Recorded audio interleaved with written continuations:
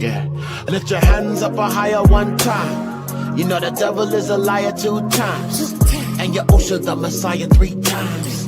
And Yahusha the Messiah 3 times.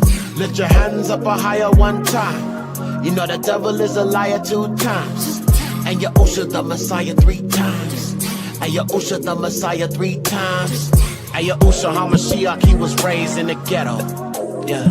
And he came from the ghetto, Nazareth was the slums, he was straight from the ghetto. Pharisees see the serpent of the father, the devil. Yahusha take the wheel, put the gas to the pedal. Yeah, didn't ask to be the vessel. The heathens act friendly, see the mask of these devils. And Yahusha take the wheel, put the gas to the pedal. Lift your hands up higher one time. You know the devil is a liar 2 times.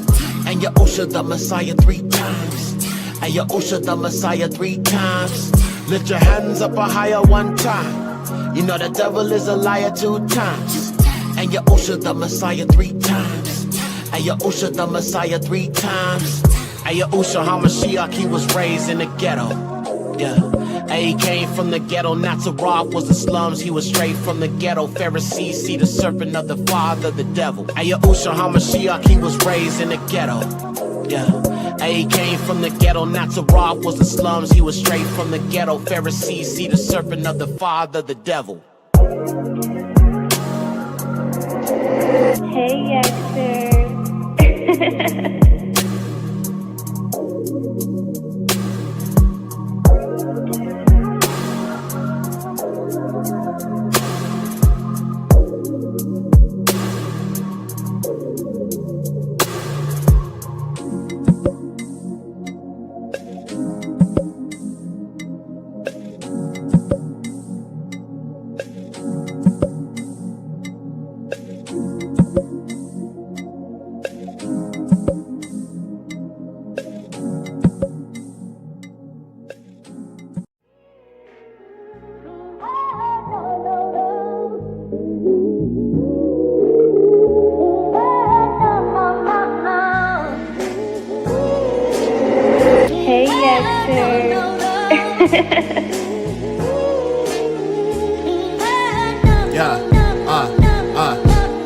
Hey, Yo, I rest on the 7th day, it surely isn't Sunday. One path to Yahuwah and Yahusha is the one way. Narrow path, step and stay on track like a subway. Yahusha crack the sky with the Malakim someday. Dietary laws, ain't no eating swine flesh.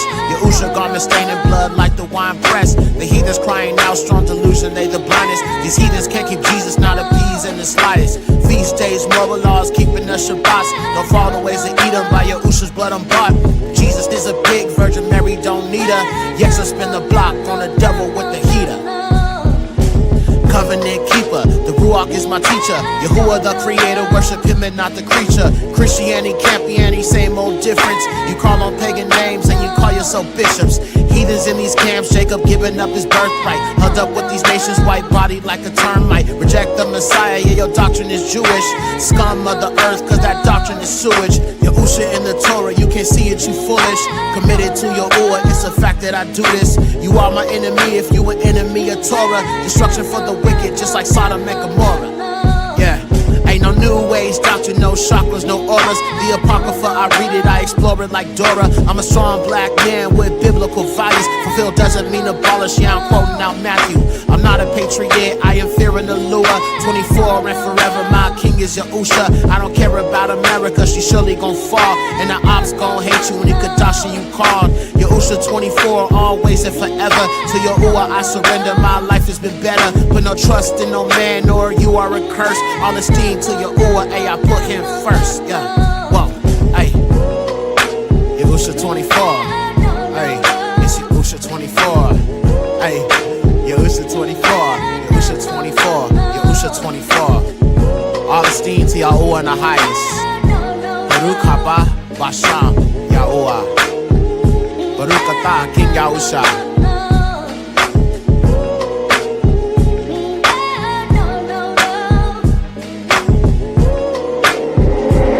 Hey, Yaxer.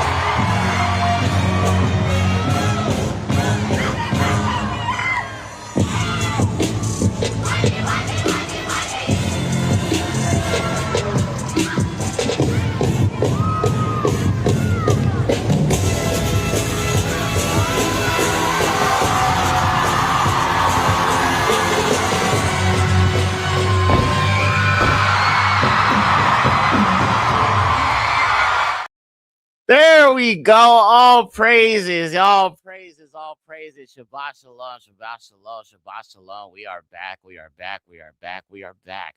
All praises to the Most High, man. I have to start the streams out with that sister, man. She killing it, man.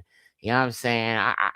It's like when we do these streams, bro. You know what I'm saying? It's about waking up the people, but also appreciating, you know what I'm saying, who we are as Yasharal. You know what I'm saying? So, as somebody that's a creative, I like to see and appreciate other people of our nation that are creative and great at what they do. So all praises to the Most High. You feel me? And I know the heathens, you know what I'm saying? I know the heathens be looking mad, you know what I'm saying, and angry and all of that, you know what I'm saying? But all praises to the Most High, man. We the salt of the earth, man. Matter of fact, I got the perfect meme for that. Shabbat shalom, everybody. Shabbat shalom. I got a perfect meme actually for you guys here. Let me show you. Hold on a second. Pull it up. It's probably.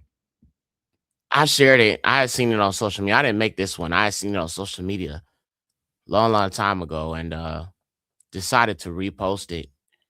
And a lot of people liked it, man. You know what I'm saying? So all praises to the Most High for it. It's one of those type of things that I can't really describe. I just gotta show it to you. You know what I'm saying? Just some things you just have to see. Please hit the like button if you haven't hit the like button. It really, really helps the channel out. You know what I'm saying? And to those who be wondering, I am Shadow Man. So liking the button is very important right now because it helps kind of get through the shadow ban. I mean, that's how YouTube is. Algorithms change from time to time.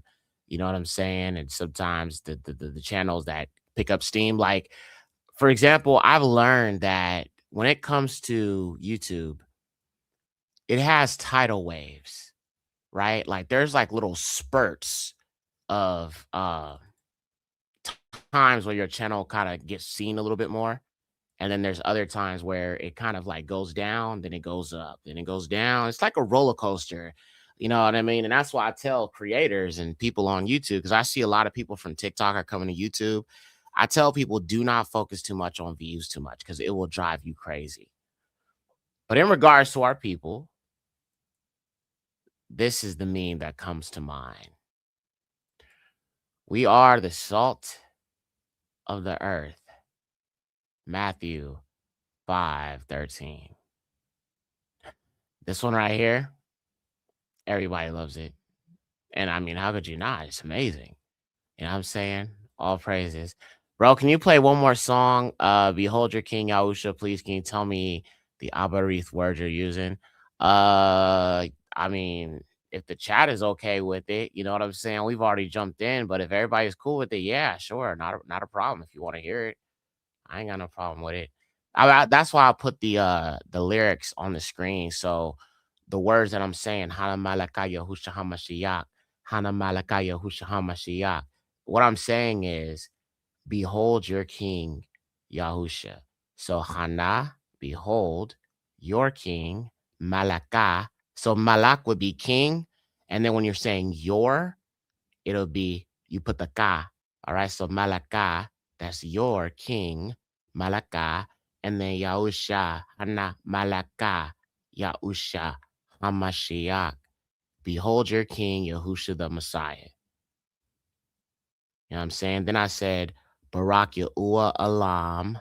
Okay. Barak Yahuwah Alam. That means blessed is Yahuwah forever. Malakah, your king. Malakah Yahusha, your king Yahusha. Rumamu. Okay. Rumamu means forever exalted or highly exalted. Rumamu. Rumamu Akan. Well, I said, Hana Malaka Yahusha HaMashiach. Then I said, Barak Yahuwah Alam Malaka Yahusha Rumamu Akanu Aman. So Akan means, Akan is like saying Khan. Khan is like agreeable. Akan is like so be it. That's why I like a lot of times when I end the prayer, I say Akan, Akanu Aman. So Akan is like so be it. So Barak Yahuwah Alam Malaka Yahusha Rumamu Akan U Aman. U is and then Aman, which is like, you know, what we say normally when you're closing out something in a prayer. But yeah, so I'll play it if you guys are cool with it. I have no issue with it. You know what I'm saying? But all praises to the Most High. But yeah, somebody said, so I posted a meme that you showed earlier this week on a Discord group exposing Tariq Nasheed, and I don't know if the Discord themselves or it, I don't know if the Discord themselves or if it's the owner of that group. Which meme? I mean, was it the was it the raccoon meme? That was hilarious. I mean, you know, the thing is, bro, like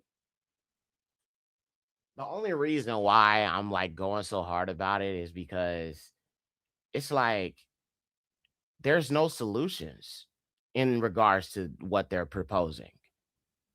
You know what I'm saying? There's no solution. There's no, you know what I mean, anything to help black people overcome, bro. And that's the problem with FBA. It's a bunch of false promises. It's no tangibles. I remember everybody was talking about tangibles in 2024. You didn't get no freaking tangibles. And the crazy thing about it is, the cold part about it is that like this administration didn't say they were going to do anything for you. They didn't say that they were gonna do anything. Yeah, sis. I'll play it. I'll play it. I'll play it. I'll play it. I'll play it. I'll play it. No problem. All right, I'm gonna play this. She want to hear the song, so you know what I'm saying. Why not? You know what I'm saying. I don't even got a show going, so it's cool. Yeah, I'll play it. I'll play it again. Yeah, it's in the title. Behold, your king is Hana Malaka Yahusha HaMashiach. So it's literally in the title, but yeah.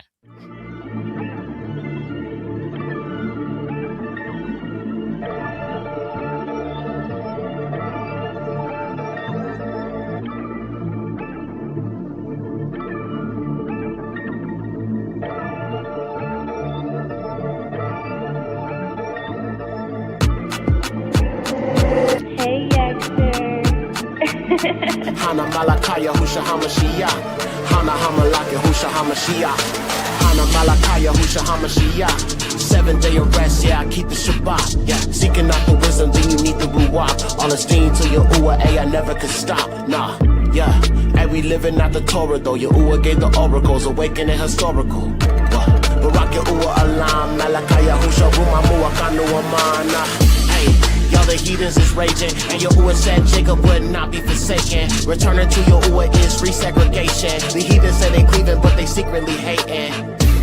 Let me go in on these boys, and there's no beard or hair on the chin of these boys. You won't get a grin or a stare from these boys. I don't wanna dare fall to the snare of these boys. Hey, I'm covered by the Lamb's blood, debts have been paid, and I'm studying out the scripture, Hebrew text on the page. Slay Goliath by the rock, all the power displayed. And that pale face, Jesus say he never can say. What? Hana Malakaya Husha Hamashiach. Hana Hamalaka Husha Hamashiach. Hana Malakaya Husha Hamashiach. Hana Hamalaka Husha Hamashiach. Hey, youngsters.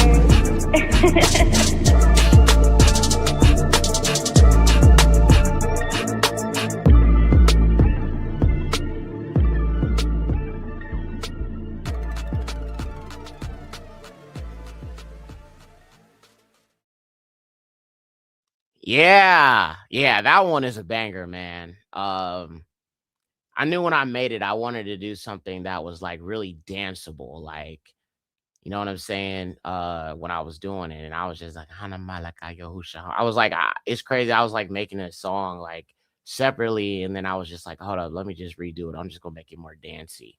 And that was like the first song I think. I was just talking to DW Page, man. Shout out to him, man. We were talking on the phone the other day, and I was talking about how I've been writing a lot less and just freestyling a lot of stuff. You know what I'm saying? It takes so long to sit down and write a song for me, especially when I'm fleshing out an idea and there's like a concept to it. And I've learned to just kind of have a lot more fun and don't write anything down and just make up stuff out the top of my head. Like that beat that I played when I first started the other stream, that beat was me freestyling. That vocal, that oh, oh, that was me. You know what I'm saying? So I've learned to just stop writing so much and just go in with an idea because it's like you waste all of that creative energy when you're making a beat and you feel the melody and you're vibing out to it. And by the time you add elements to it, I sometimes I just start with a melody and then I add the drums later. And I just been learning it just like has me crank out stuff much faster instead of sitting down or write a whole verse, write a whole hook. You know what I'm saying? And do all of that. It's like, bro, just freestyle, just vibe it out. You know what I'm saying? And so yeah. But this beat right here, I did that. I made this earlier, right? And the vocal you're here, that's actually me. You feel what I'm saying? I'm gonna show y'all what I'm talking about. This is me just literally just making up stuff as I went on. You know what I'm saying?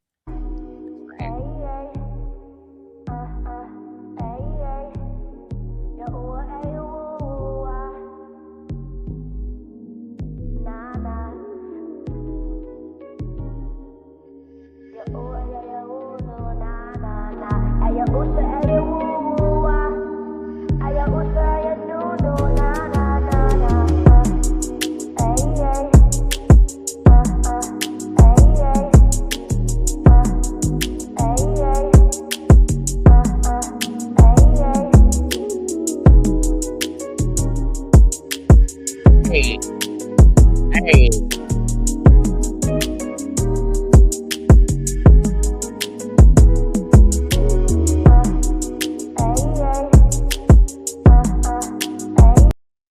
Yeah, you know what I'm saying? So it's like I like I just me personally, I'm just the type of person that just when it comes to melody, bro, one thing I've learned is that people don't really care much about words than melody. If you have a good melody that people can remember, it doesn't really matter what you're saying sometimes. Like I wasn't even saying words, honestly. I was just making up melodies as they was coming to me when I was just like laying down the sample and just like kind of vibing out over it and then adding my little instruments and my little sounds and percussive elements and stuff like that. But music is 100 is like 80% vibe. You feel what I'm saying? All praises to the most high. Yeah. Who Barak Yahuwah. Somebody says, Shabbat Shalom. I teach my children the ways of Yahuwah. We are learning the Paleo Hebrew. For we understand the we're okay. Hold on, let me read it slower. And from what we understand so far from the characters is Yahweh and Yahweh Shai. So let me explain. So look, the problem with the so-called Paleo Hebrew that many people are speaking is they think that the wah sound is, how it was originally spoke. Now there is a debate on whether there were vowel sounds in Abarith or the Hebrew tongue. But when you look at words such as the Hebrew names, if you're saying that the name is Yahweh, how do you account for the name of Isaiah, for example? His name is Yashayahu. Yashayahu. Let's look at that real quick. This is what I'm saying. Everybody who subscribes to that, you have to explain the names of the prophets themselves. They never tell you the names of the prophets themselves. Have y'all noticed that? Every person who says Yahweh, Yahweh Shai, and I'm not trying to shame you if you say that. I'm just saying, have you noticed I can tell you the name of the prophets? Yashayahu, right? And if you put that in reverse, it means Yahuwah's salvation, right? But then you have Yahusha, which is Yasha and Yahu combined together, which is Yahuwah's salvation or Yahuwah saves. So the names are interconnected. And that's why a lot of the prophecies that Isaiah spoke about were about Hamashiach. So let's look at this real quick here. Hold on a second. All right, so we're going to go to the book of Joshua because Joshua, actually, yeah, we can go to the book of Isaiah. Let's go to chapter 1. Yeah, you have to look at the name of the prophets. And I just noticed they know the name is Yahweh Shai and Yahweh, but I haven't seen them actually explain the name of the prophets like Yashayahu or Hezekiah, Kazak Yahu. If they all have Yahoo at the end of their name, how do you account for that with what they're saying with the Wa sound? Then I'm assuming it would be Yasha Yahah. Like, bro, that doesn't make any sense. So look. So Yasha Yahu, all right? So hold on, let me make sure I'm sharing my screen properly here. Okay. All right, let's look at this real quick. All right. So this is the Hebrew right here, okay? And we're in Isaiah chapter 1. Okay, and it talks about the prophet. Okay, so Hazun Yashayahu, or the vision, Hakazun, or the vision of Yashayahu. This is Isaiah. Now look, Yod, Shin, Ayin, Yad, Ha, Ua, right there. So how do you account for this name? Because right here you have Yasha, all right, which is the word for salvation in the name. These are also the last two letters of Hamashiach's name, Shin Ayin. Now, here's the thing about a lot of people who say they speak the Paleo Hebrew. They don't even know the name of these letters. Let me show you what I mean here. So if I look it up right now, they call it Lashawan Kadash. Lashawan Kadesh. I mean, even that just sounds strange to say, but let me pull that up here and show you. They don't have an actual name of these letters. They go by the sounds, which doesn't make any sense because each one of these letters has a name and a meaning and a numerical value. So, for example, let me show you this. All right, so right here, you can see the Hebrew, right? Or what they call the Lashawan Kadash, right? But look, they don't have the name of these letters, just the sound. Right here, they have the ah, then the ba, ga, da, ha, and then they have the wa right here. But look, this is an aleph. That's not called ah. It makes the ah sound, but it has a name. Okay? So aleph, bath, gamo, daleth, ha, ua, zin, kat, tat, yad, kaf, thou, sheen, rash, kaf, sad, fa, ayin, samak, noon, mam, lamad. So they don't even have the name of these letters on here. How can you tell me that they're experts in this language when there's literally not even a name of these letters? And that's the part of the problem right there. Now, when it comes to the letters that they use, they get the name. This is how they get Yahweh Shai. So they get the Yod. They're right. They're pretty much right for the most part until they get to like the last few letters. Okay. So Yod, Ha, and they pronounce the Ua as Wa, which is Yiddish. Okay. Wa. That came much later. You know what I'm saying? And I can show y'all some of the old, ancient Roman and all that. They used to pronounce their U sounds, and write them out as V's. You know what I'm saying? Then the W came much later. All right. So if you're telling me the W is ancient, we're gonna look into the history of that right now and destroy this. All right. So look, they have what they call the Wa, so that's how they get Yahweh, right? And then they have the Sheen, but they pronounce it instead of the SH sound, which is the sound it actually has. They have Sh, and then they add the Ayin, and then they put I, okay? Which doesn't even make any sense because it's called the Ayin, but it doesn't make the I sound. That's why, for example, if you look at the word the Abarith, right? It doesn't have an Aleph, but it has the Ayin sound. So it still makes a sound. That's why you have it in the word Yasha, okay? Yad, Ha, Ua, Shin, Ain, Yasha, Yasha. So how does it make an I sound? This is what I'm saying. And I noticed they never even talk about the word, you know what I'm saying? Yasha, which is where you get Mashiach's name. So if you're saying that the ayin makes the I sound, then you're saying that the Hebrew word yasha would be yashai. But that doesn't make any sense because Jesse, who is the father of Daoud, his name was Yashai. So the name Jesse in Hebrew or Abari is pronounced Yashai. So how do you get Yahweh Shai when it's not even spelled the same way as Daoud's dad? Let's look at him real quick. Jesse. Let's look at Jesse. That's David's dad. All right, let's look at Jesse real quick.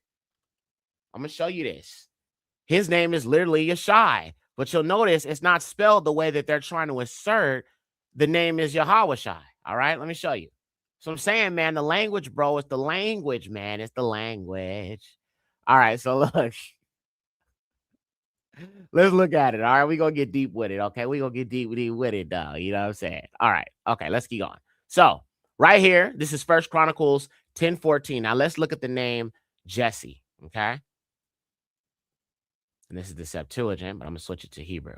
Okay, so Jesse, right here, Yashai, look, Yad, Sheen, Yad, all right? So notice that there's not an ayin at the end. So they're saying that his name is Yahweh Shai, but you have Yashai right here. So the Shai sound is still in his name, but yet with Yahweh Shai, you get a whole different spelling. So how is it making the same sound? They're saying that this Shah sound makes the Shah sound, but then how do you account for the Yod right here? And how does that connect to Yahusha if there's a Sheen and then an Ayin at the end of the king's name, and you're saying it makes an I sound? But that doesn't make any sense because this says Yashai, and there's no Ayin, there's a Yod instead. So I'm a little confused here. I'm just a little confused, and this is what I'm saying. And then I noticed when I challenged their understanding of like the Hebrew, they oftentimes bow out, and then they say, "Well, nobody really knows his name anyway." I'm like, bro, so then why the heck are you going around telling everybody his name is Yahweh and Yahweh Shai, and you can't even speak that? Then to Zaryak, nothing against him, but he went on a podcast and they're asking, "Well, do you know Hebrew?" And he said, "Nah, I don't know it." I'm like, bro, come on, man. Y'all got to at least study the language, man. I'm just saying, like, in truth, if you're going to be out here, you know what I'm saying, teaching the scriptures, bro, you need to be able to at least read Hebrew, at least, or at least know the letters or have some sort of familiarity with it. But that's kind of like my whole argument when it comes to the name Yahweh Shai, because if David's father's name was Yashai, I would think the letters would be the same because they make the same sound according to what they're saying it is. But then when you look at the Hebrew, it doesn't make any sense, like grammatically, at least from how I see it.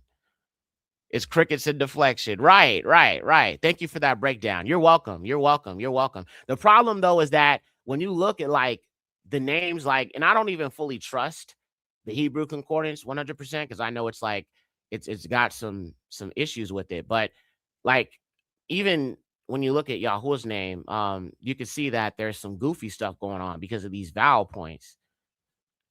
Like right here, you get La Daoud or Tu Daoud, right? And then you get Dalit or Daoud. But see, some people think his name is pronounced Daweed, right? Because some people pronounce the ua with the wa sound, right? Which is just, I mean, it's Jewish, man. I mean, that's why it's got this dot sound right, that dot sound right there, because they're trying to add something in. It had vowel sounds already in the pure language, right? Because if you think about the breath and you think about the aleph, that's an owl sound. That's a vowel sound. You feel what I'm saying? But the problem is that the Ish people have changed so much with the language. So, for example, let me show you this. Let's go to Exodus real quick. Exodus 3.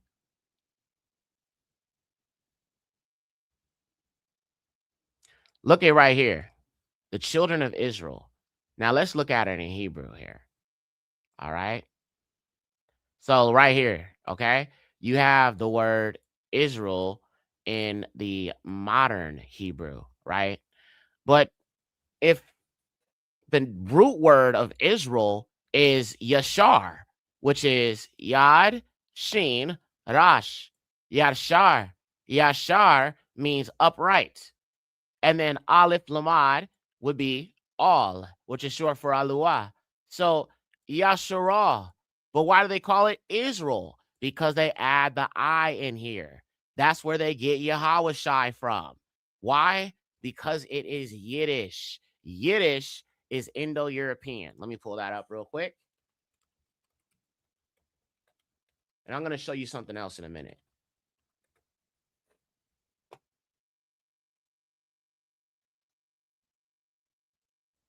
Let me show you.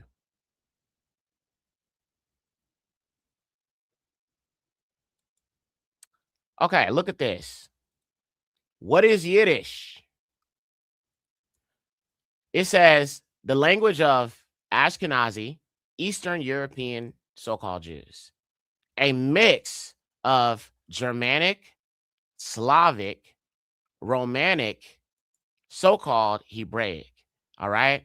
So you have three Indo-European languages mixed into what is called Yiddish. All right. So a lot of the letters that they're using are mixed in from the ancient Afro-Semitic language mixed with Germanic, Slavic, and Romanic or Romantic, which would be Romanic languages. And that's where they're getting these wah sounds and all this other stuff. Now, let me show you something else here. So let's see here. Okay. There was a chart.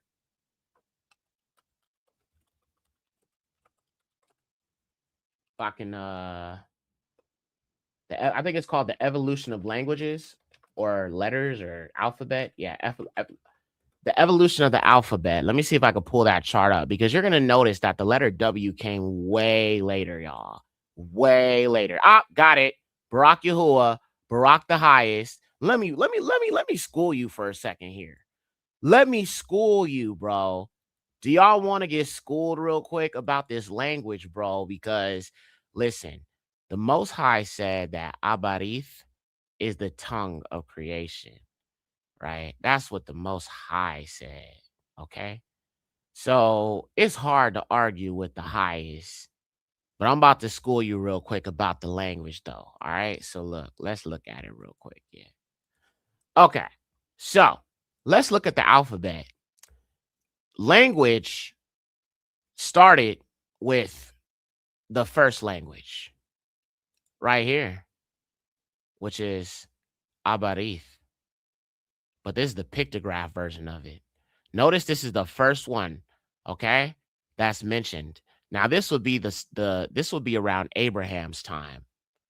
where it was inscribed on stone. And this is the earliest version of the Abari. Then you have the ancient, and you can see all these other languages like Archaic Greek, Latin, Roman.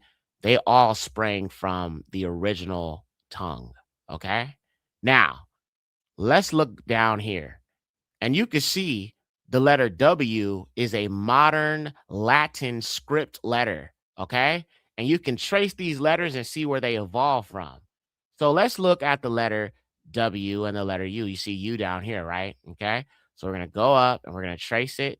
Now, like I said, the V sound came from the U sound. The U sound, a lot of times when you look at Roman letters, they were pronouncing the U sound, but they were writing it with the V letter. And I'm going to show proof of that in a minute.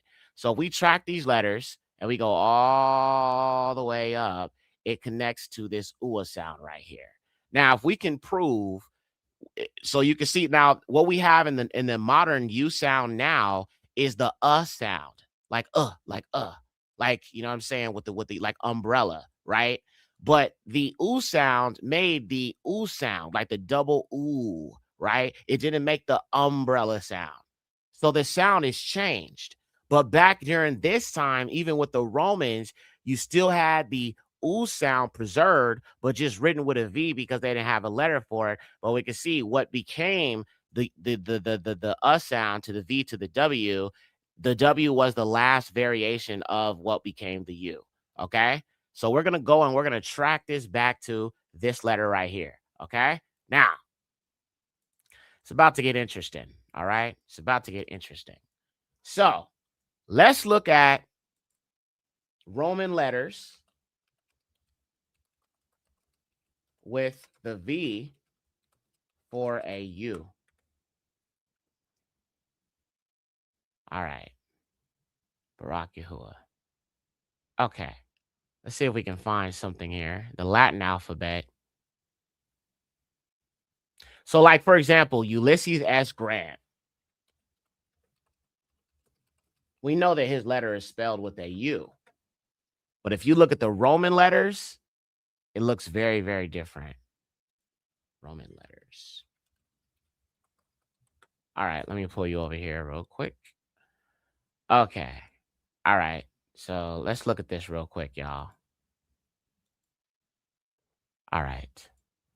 So let me go back. I want to just show you these Roman letters so you can see. All right. So right here, wonderful. So let's look at this. Now, when you look at this right here, I'm trying to see if there's a word that you might recognize. Okay, here's another one right here. Notice that you have like a V right here that's after a word that look like it's not even pronounceable because the V's in weird places. The reason why you're seeing that is because the V is actually a U, but that's just the letter that they used at the time because they didn't yet have the W, nor did they have, you know what I'm saying, what you call the U now with the sound. But this was still this. And I mean, you know, Ulysses S. Grant, that was still pronounced with the oo sound. You feel what I'm saying? So when it comes to language, it's important to understand that a lot of people are thinking of things in kind of like a idea of, okay, well, the language always sounded like this, but languages do change over time. Now let's look at the Jewish Hebrew here.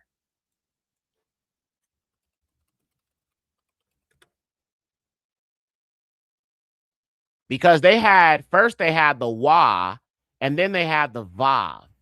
Okay, so the ua continued to change over time, and that's one of the letters that they changed for sure. Let me see if I can find it. Let me see the vav and the wa. So they use them interchangeably, which doesn't even make any sense. Okay, right here. So this is, I think, honestly, in truth, the most controversial letter in what is called Hebrew. But if you look at this, both of these letters, Vav or V and W, are later letters that were added to what was originally spoken by ancient people. These letters have no modern or no ancient application because if you look at the V, it's just two W's put together. All right. The V came from obviously what would be the oo sound, as I just showed you with the Roman letters. So, according to what I'm looking at here, both of these letters kind of were born from each other. But to say that the wa sound existed back then just doesn't make any sense when you factor in the name of the prophets, the name of the people that wrote the scriptures. That just doesn't make any sense. Then with the Yahweh thing, that doesn't make any sense either because we just looked at somebody with the name Yashai and it doesn't even have the same spelling. Then when you factor in that they don't actually know the name of these actual letters, that proves to me they haven't done the education on this language. No. It would not be YHWH. It would not be that. It would be this. This is more proper. This is how it should be. YHWH is Yahweh. That is another deity. That is not the Most High.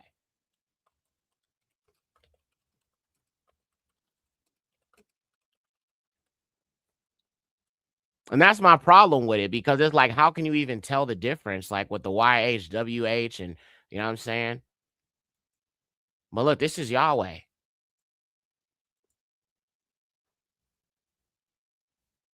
So it's like whether you say with the or the I still feel like that's the same deity.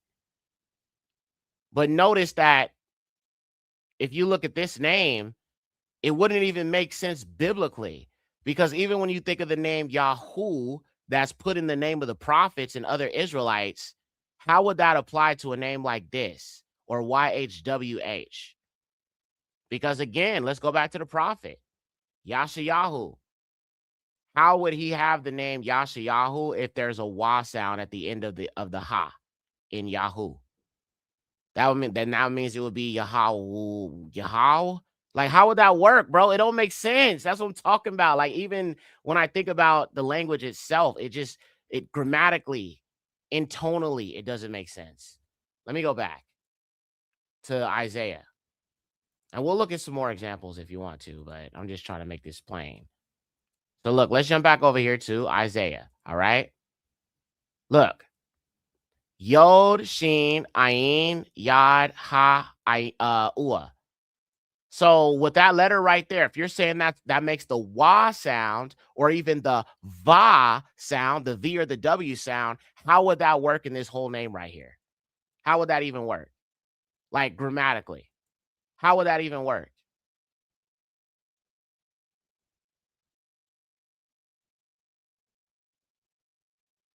It doesn't. It doesn't. And I notice most people who believe this to be so strongly, when I just ask these basic questions, they don't have an answer. So then they call the name of Yahuwah the Tetragrammaton. It's not a Tetragrammaton. That's his name. I mean, we got to call his actual name. That's crazy. We don't use his actual name, but we call his name itself a title. Like, what? Are you kidding me? You put a title on his name instead of just imagine putting a title on his name instead of just saying his actual name. That's crazy.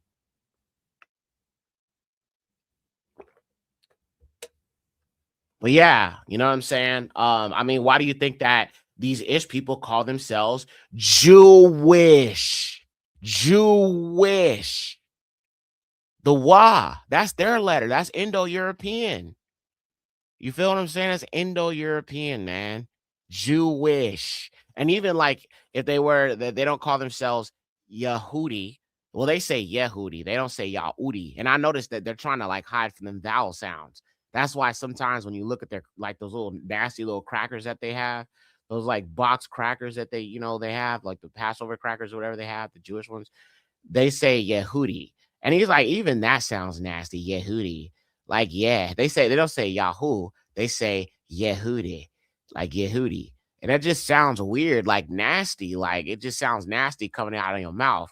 But when you say Yahudi, I don't know. It's just it gives it that breath, that that extra little bit of seasoning, but Yehudi, I'm Yehudi. That just sounds nasty as heck. Ugh, bro. I am not a Yehudi. I'm a Yahudi. I'm a Yahudi. I'm Yahudieth. Yeah. Yeah. He said he's laughing at me. The kosher's, yeah, yeah, Yehudi. Like, that's just a weird name. Like, there's no way the Most High called his son Yehuda. Like, there's no way that Yehuda's name was Yehuda. That's just nasty. Like, that can't be his name. You know what I'm saying? You telling me if you believe that that Indo-European Hebrew that his name is Yehuda. Yehuda. Like, even it just like I can't, I'm trying to say it regularly like I would Yahuda, but you can see the difference in the pronunciation. Yehuda, Yahuda, Yahuda, Yahuda, Yada, Yada, Yada. But they would say Yada, Yada, Yada. Yeah, it don't sound the same, bro. Them vowel sounds, bro. They make it come alive, yo. They make it come alive. Bro, they make it come alive. The vowel sounds make it come alive. Yes, indeed. That's why I don't even like to hearing them when they speak Hebrew, bro. I feel like there's like there's like spells in that stuff, man. It's just like whoops. It's like spells in that language, you know? It's just like what the heck. All right, I'm reading some of y'all comments. Yeah, like the V sound, like in the Dracula movies, like I want to drink a Vlad. Yeah, that's like Transylvania, Indo-European. That's what I'm saying. That va sound, Indo-European. You know what I'm saying? Absolutely. And so if they were saying I want to drink a Vlad, right? If they were saying that back then, that means the W had not yet been invented. So when you think about the Dracula or Transylvania and back in those days, the V was being used because there was no W yet. And they pronounced W sounds like V sounds. So the W came way later, way later. Let's look at when the W started to actually be used.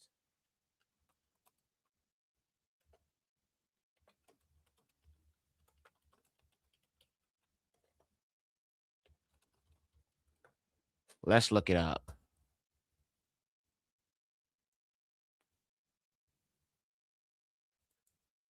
Okay. So the letter W, according to this, the letter W began to be used around the 7th century. Family, the 7th century. Evolving from the use of ooh. Wait a minute. Wait. Hold up. It came from the use of ooh sound. So not the umbrella sound, not the sound, but the ooh sound. His name has always been Yahuwah. All right, not Yahweh, because the W came later. Unless you're telling me that our people spoke Indo-European. All right. It came from the two ooh sounds, like the ooh. Okay? The ooh. It represents the W in the Old English. And this is exactly why people want to stick with English so much. You know what I'm saying? I be trying to look at the Hebrew. I be trying to look at the ancient tongue, family. Okay? Just like when you think about the breathing, ooh, right? Yah ooh, Yahuwah, right? It just sounds so right and just so powerful and just so in my lungs. So I've proven it, okay? Yahusha, Yahuwah. And then again, let's look at Ola Uda, Akiano, Ola Uda. Ola Uda, Akiano. And this man was an Israelite from the Igbo people. Look at that name. He was from the Igbo people and he was taken into slavery from Igbo village. And his name is Ola Uda Akiano. Ola Uda. Ola Uda. I like his name. Ola Uda. Ola Uda. Yeah, I like that. That's a fire name. That's a fire. It just And it's like when you say it with the vowels, it's just it's so sweet. You know what I'm saying? It's such a sweet song. The Abarith Ha Abarith Lashun, such a sweet, sweet song. Yes, it's such a sweet, sweet song. You know what I'm saying? The breathing in the name, yes, because the breath of life is up in us, right? Can't be no W in Abarith. Yeah, it can't be. It can't be. The W came after the V.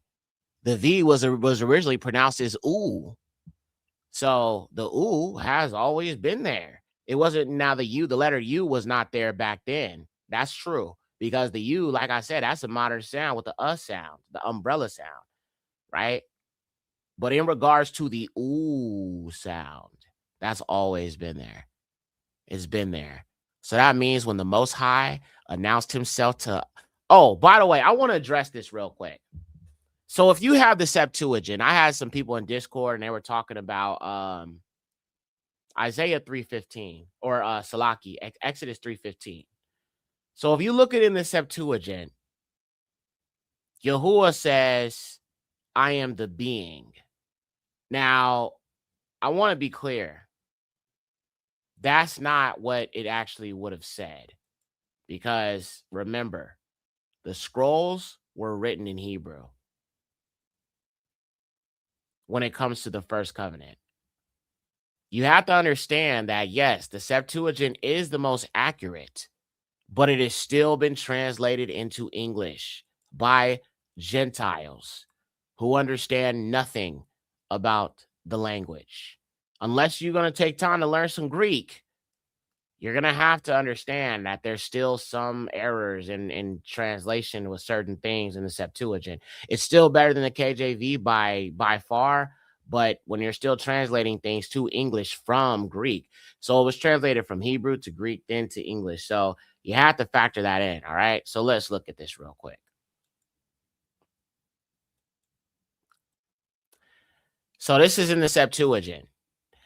And Alua Amar La Masha Amar Ahaya Asharahaya, right? And Alua spoke to Moses saying, I am. Now, right here in the Septuagint, it says, the being, all right?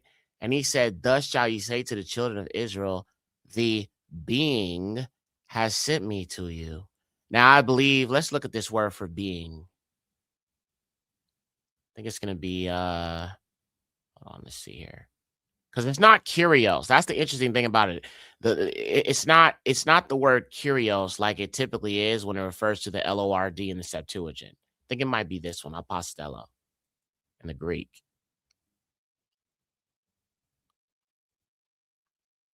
Okay, wait, no, it's not this one. Might be, I think it's this one, hutos. Because sometimes when you look at the Greek, there's certain words that it doesn't account for in the language.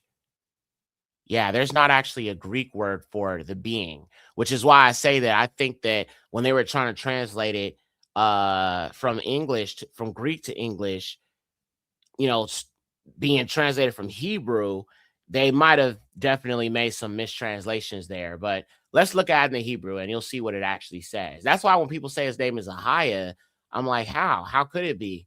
Because Ahiah is just a title, and anybody can say that, you know, I'm Ahiah, right? I am, right? So right here, let's go to right here. So Ahiah is what he says first, which is I am. That Ashar, Ahayat Ashar, and then Ahaya. So Ahayat Ashar Ahaya. All right. And you can see the root word right here is Haya. All right. Which is to exist or to become, right? So I am that I am.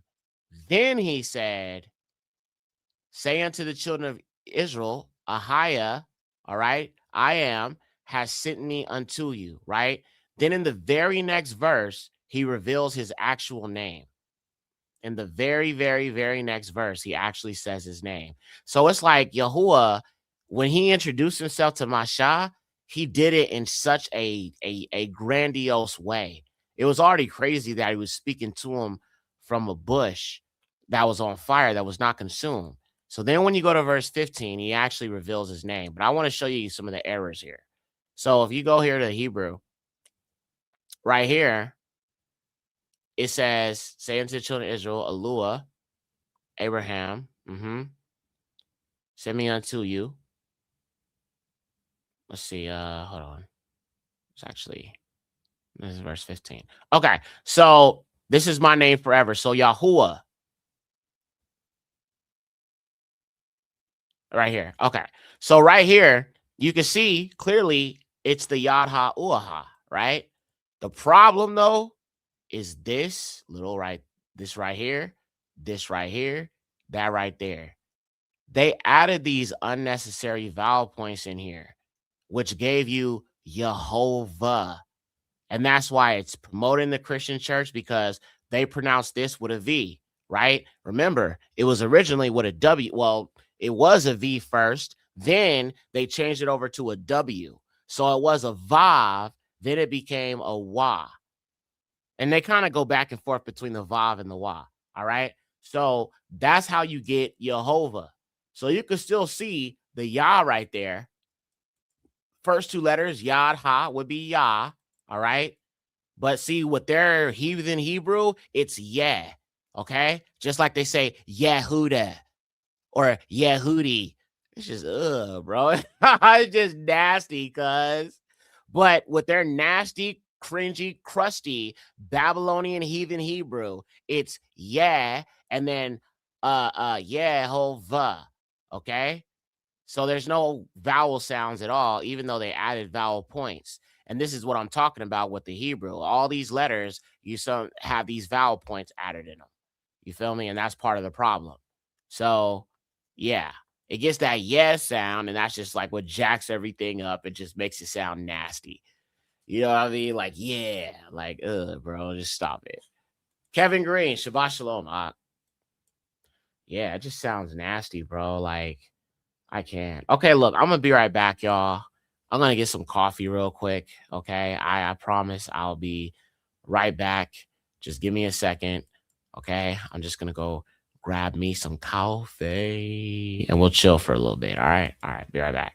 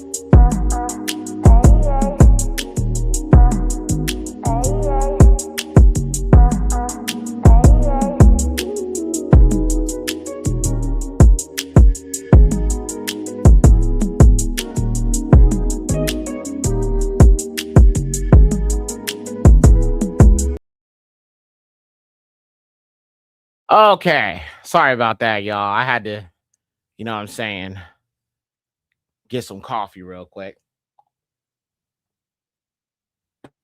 All praises. Okay. Barak Yahuwah. Somebody said, catching up on the other one he did on FBA a few days ago, it gives me stuff to watch on Shabbat because I don't watch too many other people. Yeah. Unfortunately, man, that's where I'm at now. I do not watch people um really that much anymore. Nothing against them, but that's why I kind of understand when people kind of tune out or don't come around as much. That's just kind of how it is sometimes. Everybody has their own reason why. Sometimes, I mean, when I look at it, I feel like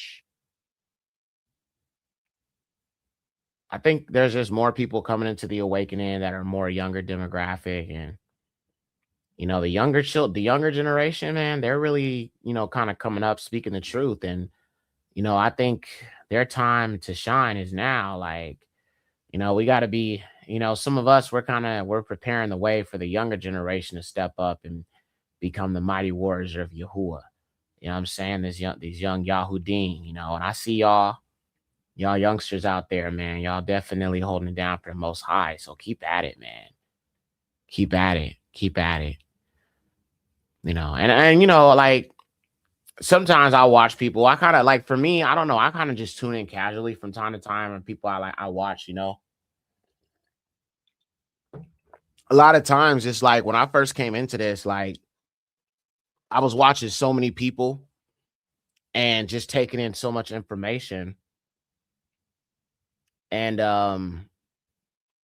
some people have kind of like gone down a different road in regards to the scriptures than they originally did. So like, I understand people come into like understandings of the scriptures, later on in like in their walk. But certain things about Hamashiach, man, it's certain things that I'm just not riding with. Know what I'm saying? Like it's about like Yahusha or saying we ain't got to keep the law or stuff like that, like this kind of watered down Hamashiach, or say that he's not who he is, and or saying that he's something that he's not, and saying he's like an angel, or just weird doctrines like that. It kind of it don't sit right with me. I'm like, wait, so an angel died for our sins? What? An immortal Angels are immortal. So an immortal Malak died for my sins, and a woman gave birth to an angel. So wait. So Mariam had an angel come to her, telling her that she was gonna bear a child. That's an angel, huh? What? How? Like, it's just stuff like this. It just be weird. It just don't be making. Then I hear this like doctrine that's being thrown around now called like Satan's little season. I mean, even when I was a Christian, I never heard of that. I mean, it seems to be to me like it's a new doctrine. Little season, Satan's little season. I've never heard of nothing like that before. They also say that he's just a regular man. I mean, when you look at the wisdom that he had and that he was born of the Ruach HaKodesh, and there are some other gospels out there. I try to be careful about what I take in and what I read, because sometimes when you're in the pursuit of truth, there's a lot of leaven that's thrown out there to knock you off track. Just like I see our people believe in the Book of Mormon and Scripture. Actually, speaking of which, let me show y'all something. But I'm very careful about these new books that come out. If I can find something to back it up or back up what something is saying, then I'll be more willing to hear to like read it or study it. But Let me show y'all something, man. Since we're talking about the Book of Mormon, I wanted to talk about this last show, but I didn't get a chance to. So I'm going to show you something. So this sister wrote me. She didn't like what I said because she was basically trying to promote the Book of Mormon as scripture. And she's got a pretty big following. She's got a pretty big following, but I said, so because the white man said that this book is for the children of Israel, you going to just believe it? And she didn't take too kindly to that. So she came into my DMs and she wrote me this long message. I'm going to show y'all what she said. Some of y'all probably going to recognize the name or the icon. And this is no dirt on the sister. I'm not bashing her or nothing. I just think there's some camp doctrine somewhere in there. So she said, you got a problem. According to scripture, sir, the Book of Mormon is our book. Maybe if you were actually paying attention and actually read my post, maybe you wouldn't question and make a dumb comment that didn't have nothing to do with the post you commented on. Yeah, I'm saying that the Mormon is the white man's book. Therefore, there's no truth to it. Then she said, if you're uneducated and need understanding, just say that. You've been following me, so why still don't know the Book of Mormon is our book? The scripture says the Book of Mormon is not mentioned nowhere in scripture. If you had the Holy Spirit, you would know. Now, she still say the pagan name, so that does give me the feeling that she's definitely camp influenced because she still be talking about Christ. Like, if the book, see, that's the difference, family. Listen, that's the difference. When I see the name Christ and somebody attaching us to the name Christ, automatically I reject it because I'm like, Christ is not his name. Christ is pagan. Jesus Christ, I should have played that before I came on. Jesus Christ is pagan. I thought about it, but I didn't like do it. Jesus, when I see the name Jesus Christ, bro, I'm turned off immediately because that is a deity. That is a deity.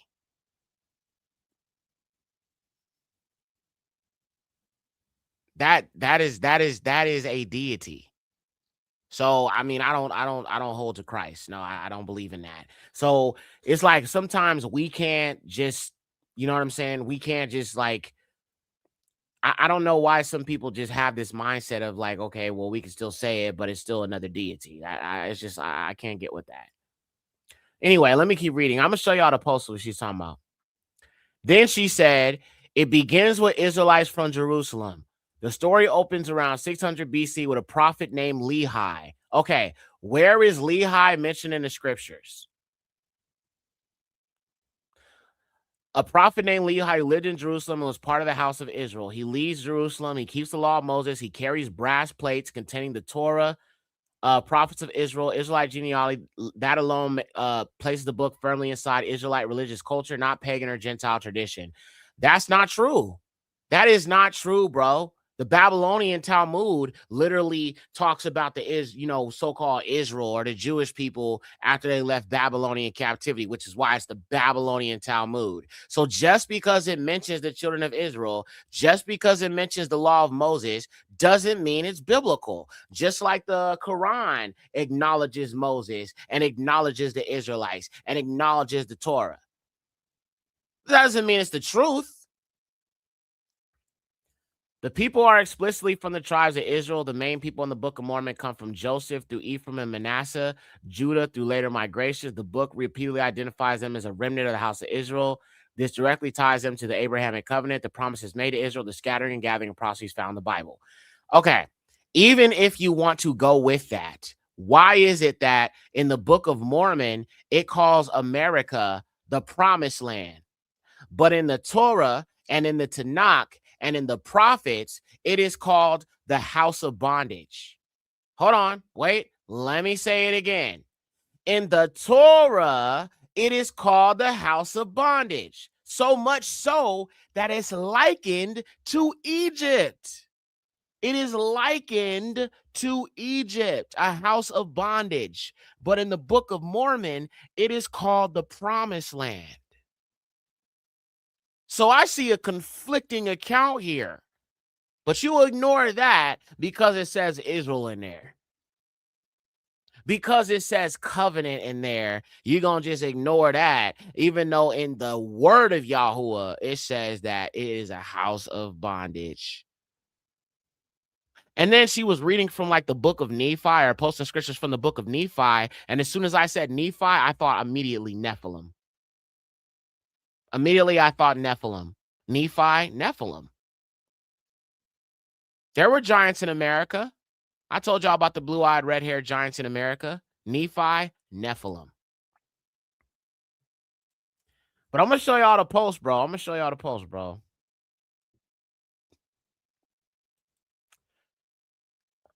Israelite law, prophets, and covenant structure. The society describes Israelite patterns. Prophets call people to repentance. Okay, so does, Christianity and all that.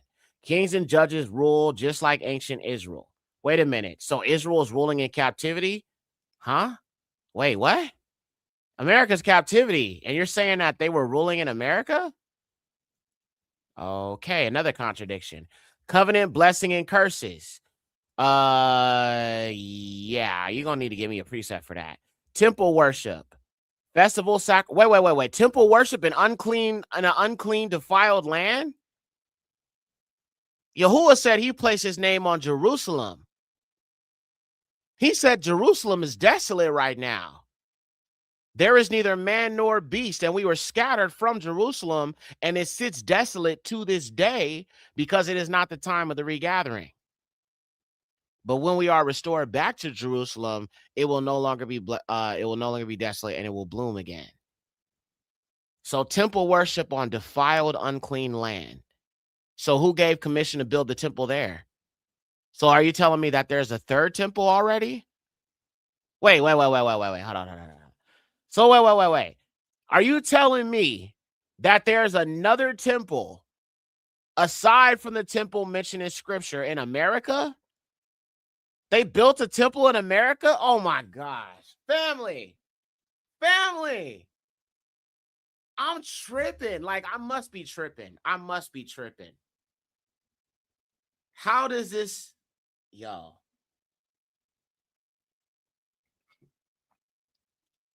I'm a little lost, fam. I'm a little lost.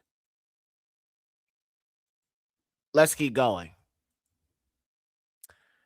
Festival, sacrifices, and ritual law. Festival, sacrifices, and ritual law, not in the actual land. Yeah, that sounds unclean.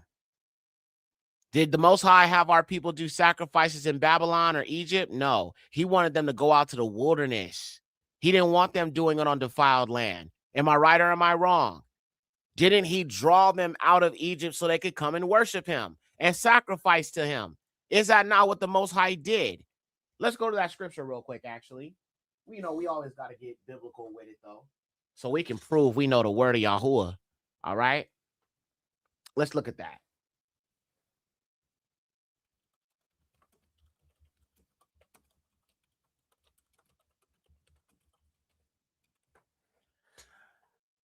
Yahuwah wanted to draw them out of the land so that we could go and worship Yahuwah outside of the defiled land.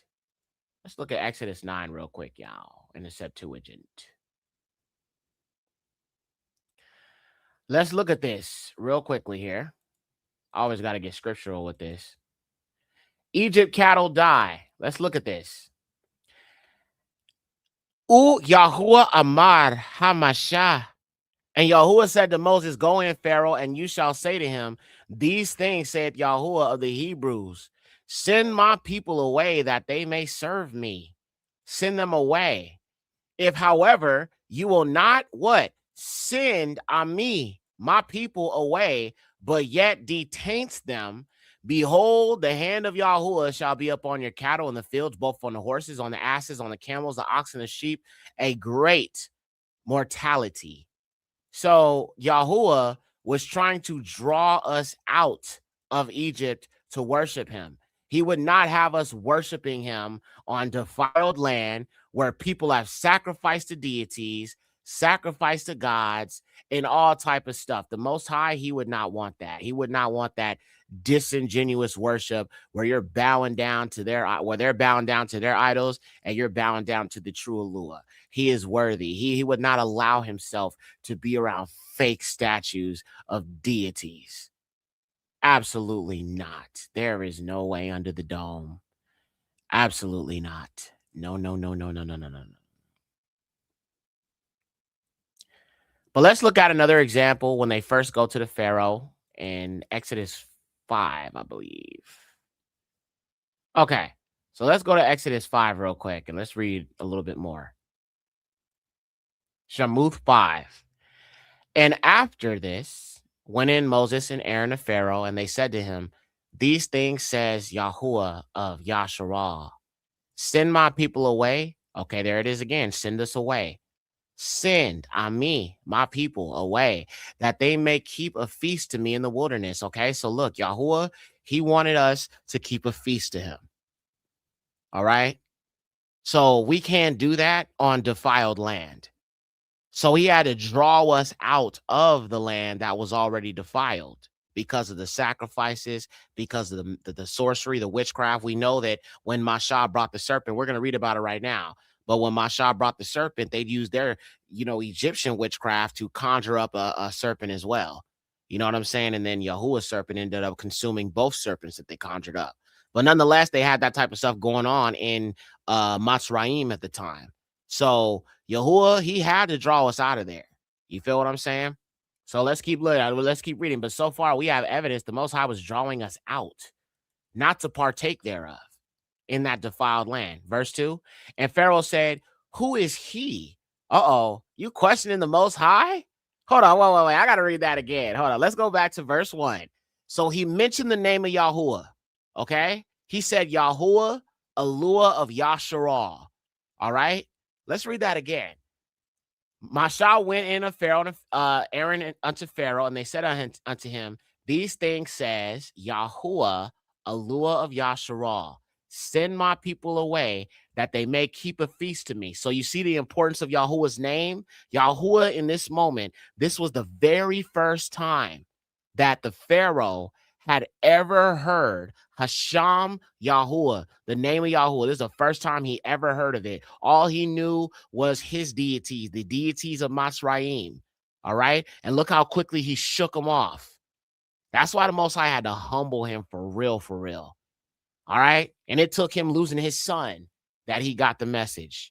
But even then, he still wasn't, trying to submit. But anyway, Yahuwah, Alua of Yasharal, send my people away that may keep feast to me in the wilderness. And Pharaoh said, who is he that I should hearken to his voice, so that I should send away the children of Yasharal? I do not know Yahuwah, and I will not let Yasharal go. Whoa. Oh, you done messed up now. Pharaoh. He thought he was something. He thought he was tough. He thought he could challenge the allure of Yasharal, and the Most High was like, bet. Family, the Most High was like, bet. For real, right? Yahuwah was like, hey, bet. I got all. You ain't gonna submit to me? I'm the highest. Oh, let me show you something. Woo. The Most High said, okay, right. I can show you better than I can tell you. I can show you better than I can tell you. And see, I think when I think about America right now, see, we're entering into that confrontation between Yahuwah and America, Babylon. Babylon's already being judged, but it's about to get worse, right? They really don't want to let us go. You know why? Destruction follows thereafter. Listen, the only reason why America is not completely wiped out right now is because the children of Yasharal are here.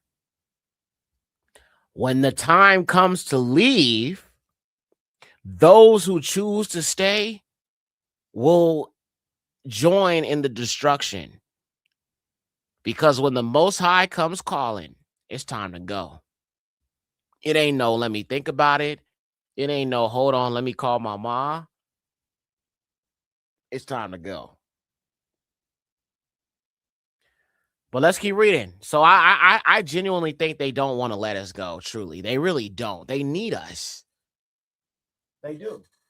They may not want to admit that, but think about it. Every single black person leaves the music industry, leaves music, leaves podcasting, leaves social media, leaves all that behind. What do you got left? Every form of entertainment and what we are great at, if we leave every single thing, we all leave that behind. There's nothing but white people and non-black people. What do you got left? Nothing. Sour cream. Somebody said sour cream. Yeah, you got a whole lot of sour cream. That's for sure. All right, let's keep going. Somebody said sour cream. Y'all hilarious as heck, bro. All right, let's keep going. And they said to him, the allure of Ha-Abarim, the allure of the Hebrews, has called us to him, and we will go there for a 3 days journey into the wilderness that we may sacrifice to our allure, to Yahuwah our allure, lest at any time death or slaughter happen to us. So again, you have the feast to him, the sacrifice to him, that he wanted to draw us out of this defiled land so that we could properly give obeisance to the deliverer who was Yahuwah.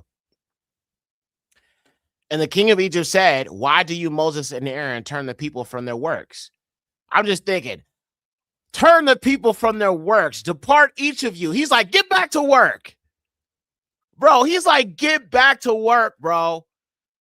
You know what I'm saying? I mean, these Masraim, bro, they was all like, you know what I'm saying? Get back to work.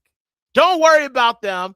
Get back to work. It's just like I think about at the job. Shut up and get back to work.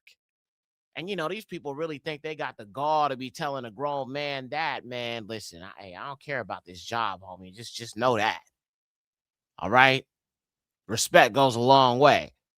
But he's like, man, he's like, don't worry about them. He's like, don't worry about their captivity. You shut your behind up and get back to work.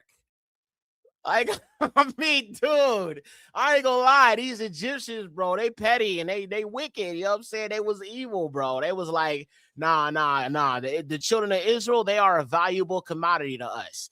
Okay, they are the backbone of the economy. No, we ain't giving it back up. Everybody get back to work. So they wasn't hearing none of that. They wasn't hearing about Yahuwah. They wasn't hearing about what he was speaking. They was like, nah, screw that. Y'all get back to work. The Most High just watching, hearing everything, and they gonna soon find out he's not to be played with. Let's keep going. The Most High, I can see him just listening and taking it in like, oh, I got you, Pharaoh. I got you. I'm about to show you. I'm gonna harden your heart so much you ain't gonna have no choice but to make the bad decision, so I can show you I don't play around. They learned that. Oh, they learned. Let's keep going. And Pharaoh said, behold now, the people is very numerous. Let us not then give them rest from their work. And Pharaoh gave orders to the taskmasters, the people, and the accountants, saying, you shall no longer give straw to the people, for brick making is yesterday and the third day, but let them go themselves and collect straw for themselves. So they wanted to double up their work.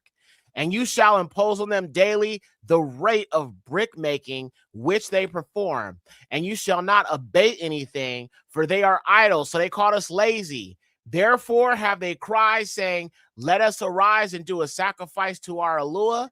Let the works of these men be made grievous. Oh, they didn't like that we was talking about the Most High. Now they got mad. Now they want to increase the workload. And let them care for these things and not care for vain words. Wait. Wanting to go to the Most High is vain words? Oh, these heathens was tripping, y'all. These heathens was tripping. You start talking about the Most High. Now they doubling the workload. Wow.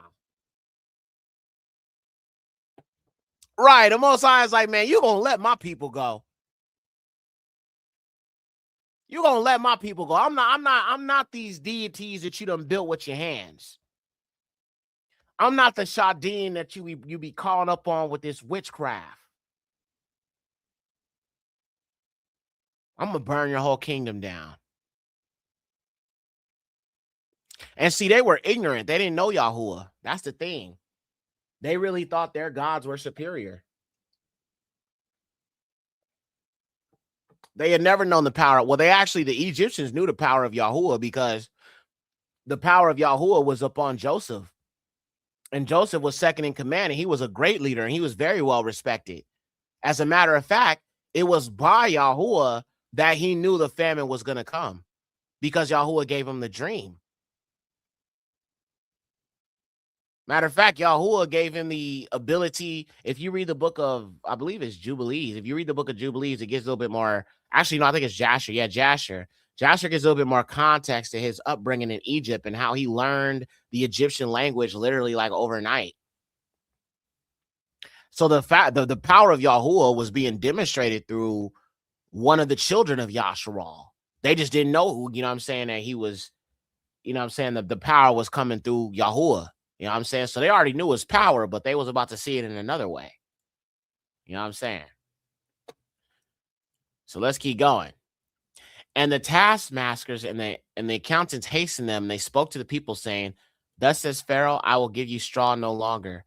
Go yourselves, get for yourselves straw whensoever you can find it, for nothing is diminished from your rate." So the people were dispersed in all the land of Egypt to gather stubble for straw. And the taskmaster hastened him, saying, "Fulfill your regular daily task, even when straw was given to you." And the accountants of the race of the children of Israel, who were set over them by the masters of Pharaoh, were scourged, beaten, and questioned. All right. Right here it says supplied. So they were given more work. And supplied men saying, "Why have you not fulfilled your rates of brickwork as yesterday, and the third day today also?"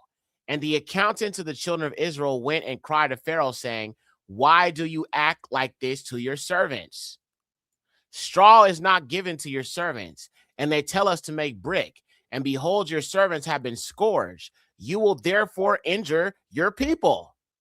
And he said to them, "You are idle. You are idlers," meaning you're lazy. "Therefore you say, let us go and do sacrifice to our Eluah. Now then, go and work." So he's like, he ain't hearing none of it. He's like, "Bro, stop beating them. You need them. Like, them is your servants. Why are you being so strict with them?" But see, they got triggered because one of their people who was Moses with his brother, because his brother was a slave, and Moses, he was raised in royalty, right? So the fact that the Eluah of the people that they are oppressing is being brought up is making them treat them worse. They're like, "How dare you speak of the Redeemer and the Eluah of these people that we have enslaved? Give them more work. They're going to worship our gods." And this is exactly why the children of the devil, they try to re-Christianize you. Every chance they get, they want to re-Christianize you. You happy serving Yahuwah. You happy serving Yahusha. They made their white Jesus. They wanted their white Jesus. We said, fine, you can have them. We don't want them. Keep them to yourself. Now they want to ask you, do you know Jesus? No, I don't. And I don't want to know him. Because if I see JC, bro, it's on sight. It's on sight. It's on sight. It's on sight. Let's keep reading. So continuing on here. And the accounts of the children of Israel saw themselves in an evil plight. Men saying, "You shall not fail to deliver the daily rate to the rate of the brick making." And they met Moses and Aaron coming forth to meet them as they came forth from Pharaoh. And they said to him, "Yahuwah look upon you and judge you, for you have made our Savior abominable before Pharaoh and before his servants, to put a sword into his hands to slay us." Wow. Wow, wow, wow, wow, wow. So basically, the children of Yasharal were angry because they said whatever you told him, they didn't really understand what was being said. But because of the workload that was increased upon them, and see, they knew Yahuwah, right? They said his name right here. "Yahuwah look upon you and judge you, for you have made our Savior abominable before Pharaoh and before his servants, to put sword in his hands to slay us."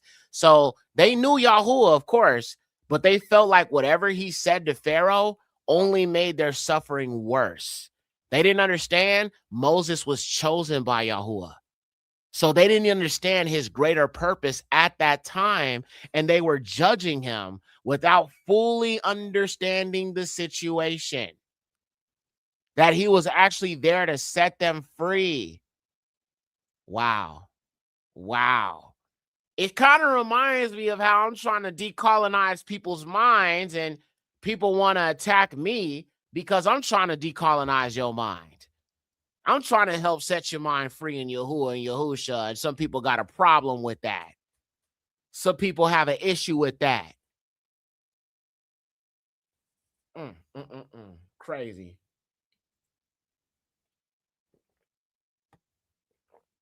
But you can see, even when you think about Yahusha,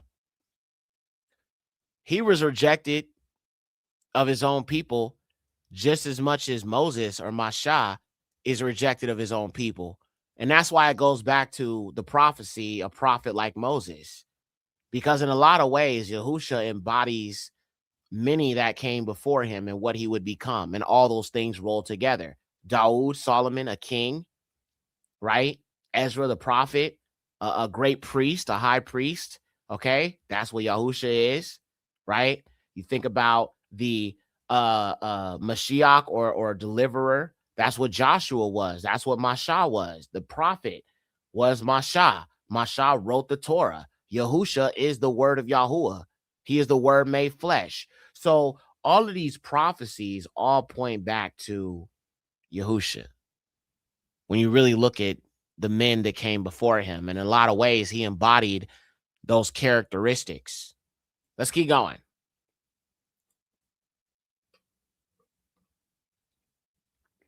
So they were prejudging the situation without understanding what's going on. And Moses turned to Yahuwah and said, I pray, Yahuwah, why have you afflicted this people? And wherefore have you sent me? So he was feeling a little guilty because they had him feeling like it's his fault. So he's like, Father, why? Right? Why have you sent me? For from that time that I went to Pharaoh to speak in your name, he has afflicted this people, and you have not delivered your people. So the pressure, the pure pressure, was getting to Masha, and he started doubting the Most High. That's what I'm saying. When you're called by Yahuwah, you can't be worried about what people are saying to you and start questioning the Most High.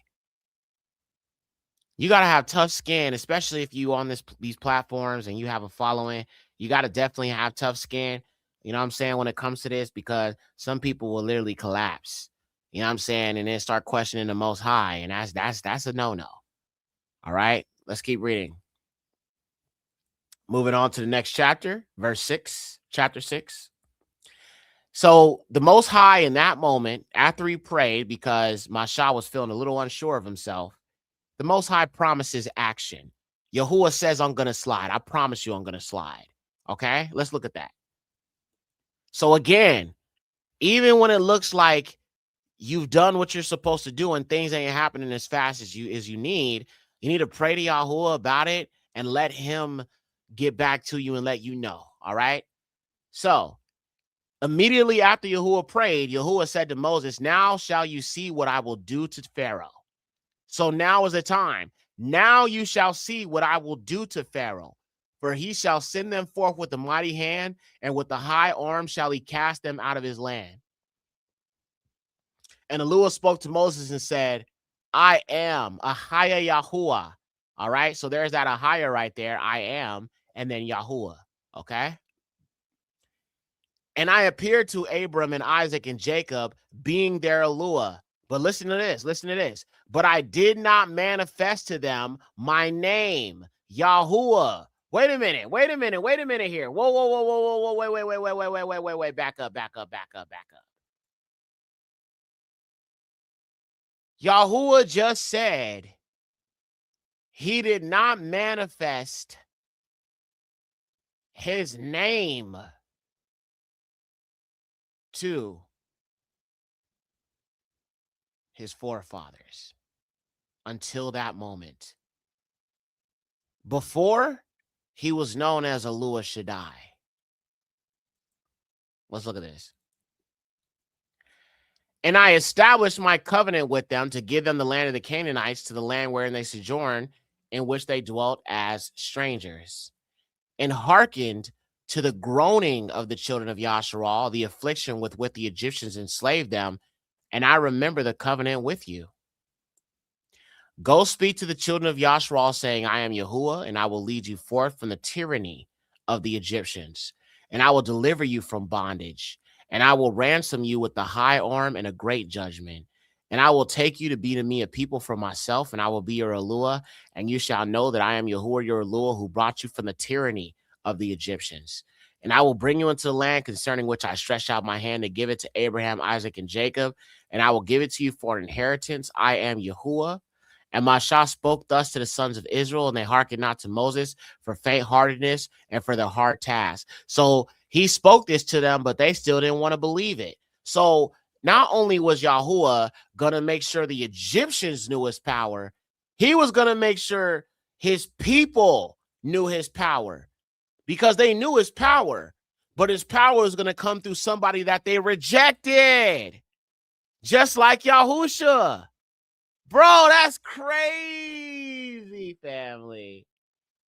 His power would be demonstrated by someone that his people rejected, who was of their own flesh and blood. Wow.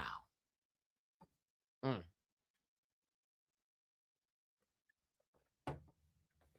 And even when you think about like a lot of the people that kind of like set the stage for Yahusha, like I mentioned Moses. He's from the tribe of Levi.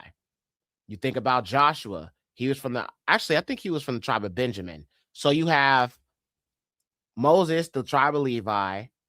You have Joshua, the tribe of Benjamin. And then you have David from the tribe of Yahudah. Every single one of those three people represent Yahusha in some kind of way. And there's other prophets too, but those are like the three main ones that connect to the southern kingdom, which is Yahudah. That would be Levi, Benjamin, and Judah, or Yahudah. And each in three characters prior to Messiah, especially around the time of Torah and all of that, and a little bit after Torah, they all connect to what leads up to Messiah, the kingdom, and restoration and the prophecies thereof. So it all connects so beautifully together when you really look at the different Israelites in the scriptures and just their different characteristics and how they all point back to Messiah. All praises. All right, let's keep going.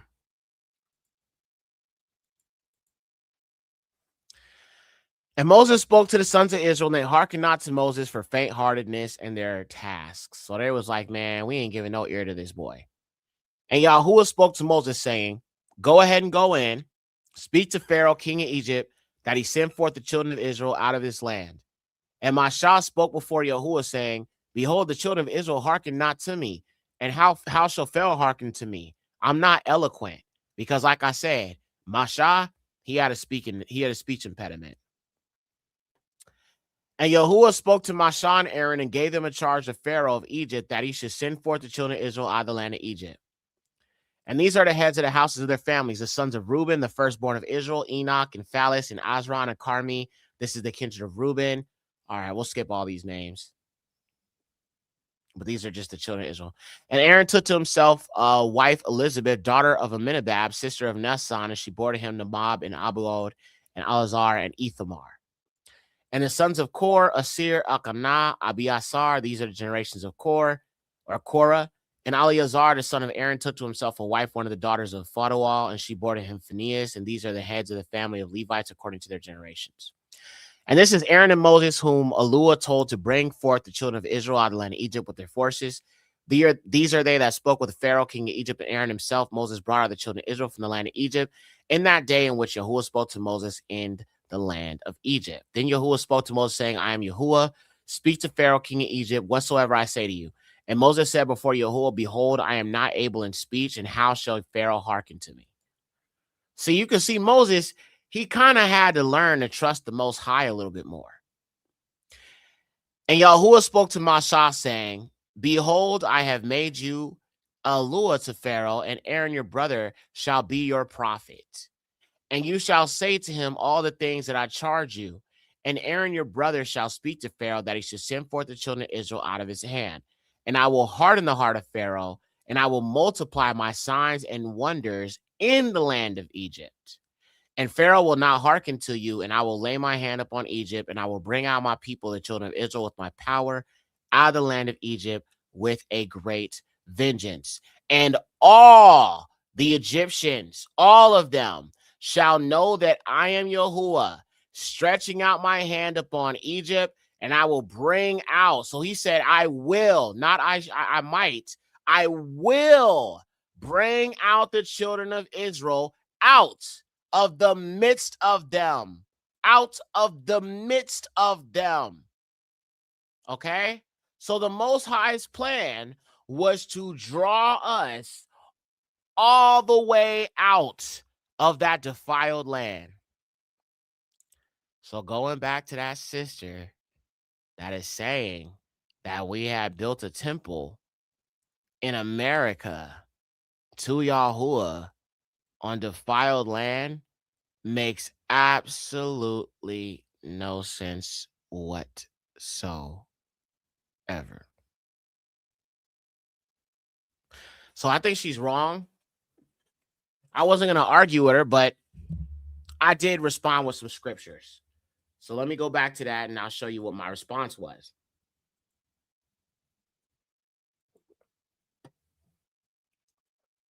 Crazy.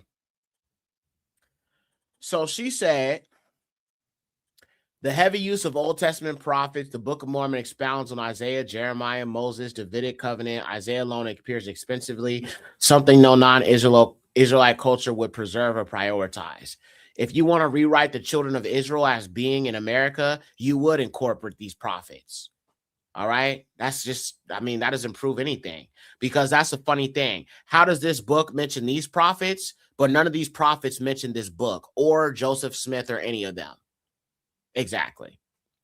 It explains the scattering of Israel. One of the, I mean, I feel like she went to Chat GPT for this. This is definitely Chat GPT. Chat GPT puts these little check marks. So you didn't even, she's like, and I can keep going. Because you just copy and pasted this from Chat GPT? Yeah. Anyway, then I said, you act like the white man doesn't take bits and pieces of scripture and add it to other books to give it credibility.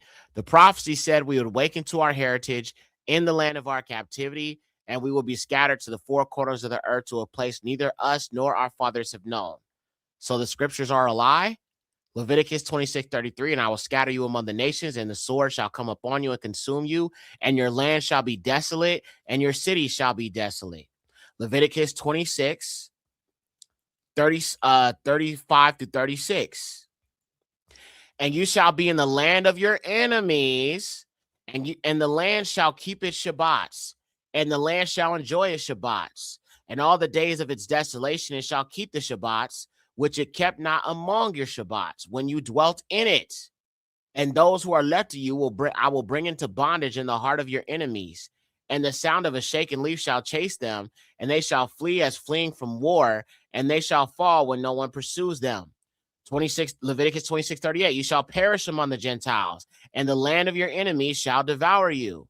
And I will hide my face from them, and I will deliver them into the hand of the other nations for what? Captivity, and for a prey, and for devouring. And I will remove them from the midst of the land, and I will scatter them among the other nations. Jubilees 1:14. Jubilees 1:16. And after this, they will turn to me from amongst the other nations with all their heart and with all their soul and with all their strength. And I will gather them from amongst all the other nations, and they will seek me, so that I shall be found of them when they seek me with all their heart and all their soul. Deuteronomy 28:36. Yahuwah carry away you and your princes, whom you shall set over you to a nation you nor your fathers know, and you shall there serve other gods, wood and stone. I said, you gave me this long explanation, but not any scripture, which you probably Googled. I don't care about AI. I deal with scripture only. according to your reasoning, we got a whole nother captivity to go through, or the Torah and the scriptures are a lie, and Yahuwah did not scatter us. Care to address scriptures? She didn't respond. Then I left her with Baruch 2, 32 through 33. And they shall praise me in the land of their captivity, and to think upon Shami, my name, and return from their stiff neck and from their wicked deeds. For they shall remember the way of their fathers, which sinned before Yahuwah. So how is America the promised land? Give me a one if you're in America and you woke up to being an Israelite, being in America. I'll put a one. I definitely did.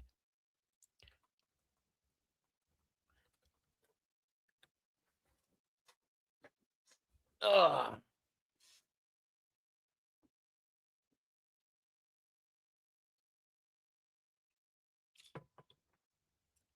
Yup. So this is all just a fulfillment of prophecy. But the prophecy falls apart when you start saying that this is the promised land. The prophecy falls apart when you say that this is the promised land. Then it doesn't make any sense. Somebody said, isn't what matters now are the commandments of Jesus Christ, the new covenant? Okay, let me ask you a question. Family, I'm going to address this person directly, so just be respectful to him. Who is the new covenant with? Who is the new covenant with? That's a good question, but who is the actual new covenant with? And that should be able to help answer your question. I'm going to answer your question directly. Nobody give the answer in the chat. Don't type the answer. I'm going to show them, but I want to see if they can answer this. Who is the new covenant with? To this person. Nobody type it in the chat. All right. I want to see if they genuinely know the answer to this. So Jano Ortiz 880 that says, isn't what matters now are the commandments of Jesus Christ, the new covenant. Who is this new covenant with that you're talking about? The covenant you're saying is with Jesus Christ. Who is it with? Let me see if you know.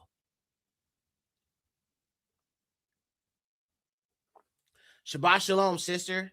All praises to the Most High Yahuwah.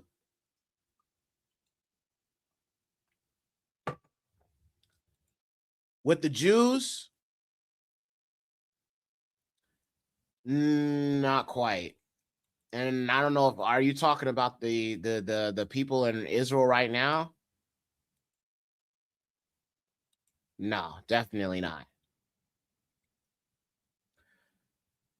So the scriptures tell us who the covenant is with. And it's not with Gentiles. It's only with the children of Israel and Yahudah. Jeremiah 31:31. And in the Septuagint, it's Jeremiah 38:31. So in the KJV, Jeremiah 31:31, and in the Septuagint, 38:31. Behold, the days come, says Yahuwah, when I will make a renewed covenant with the house of Israel and with the house of Judah. So it has nothing to do with Gentiles at all. It's only with the Israelites. That would be Israel and Judah, the northern kingdom and the southern kingdom. Not according to the covenant which I made with their fathers. What it says, their fathers. So when we're talking about covenant, this covenant is only with these two groups, these two houses, the house of Israel, the house of Judah. Bayit Yasharal, Bayit Yahudah. Not according to the covenant which I made with their fathers in the day when I took a hold of their hand out of the land of Egypt, for they abode not in my covenant, I disregarded them, says Yahuwah. For this is my covenant which I will make again with who? The house of Yasharal. And after these days, says Yahuwah, I will put my laws into their mind, and I will write them on their hearts, and I will be them a lua, they shall be to me a people. So the covenant is only with Yasharal and Yehudah. It is not with Gentiles. And that's what people fail to understand. Now, the problem with Jewish people, number one, they're not the true people of the book. Because have y'all noticed when it comes to Jewish people, they never say all 12 tribes. They make everything Jewish. Oh, you're supposed to pray for the Jewish people. You're supposed to pray for the whole nation of Yasharal, or who they call Israel. So they created a whole different doctrine because the scriptures say the renewed covenant is with Yahudah and Yasharal, meaning Yahuwah has not done with Ephraim either. He's not done with the northern kingdom either.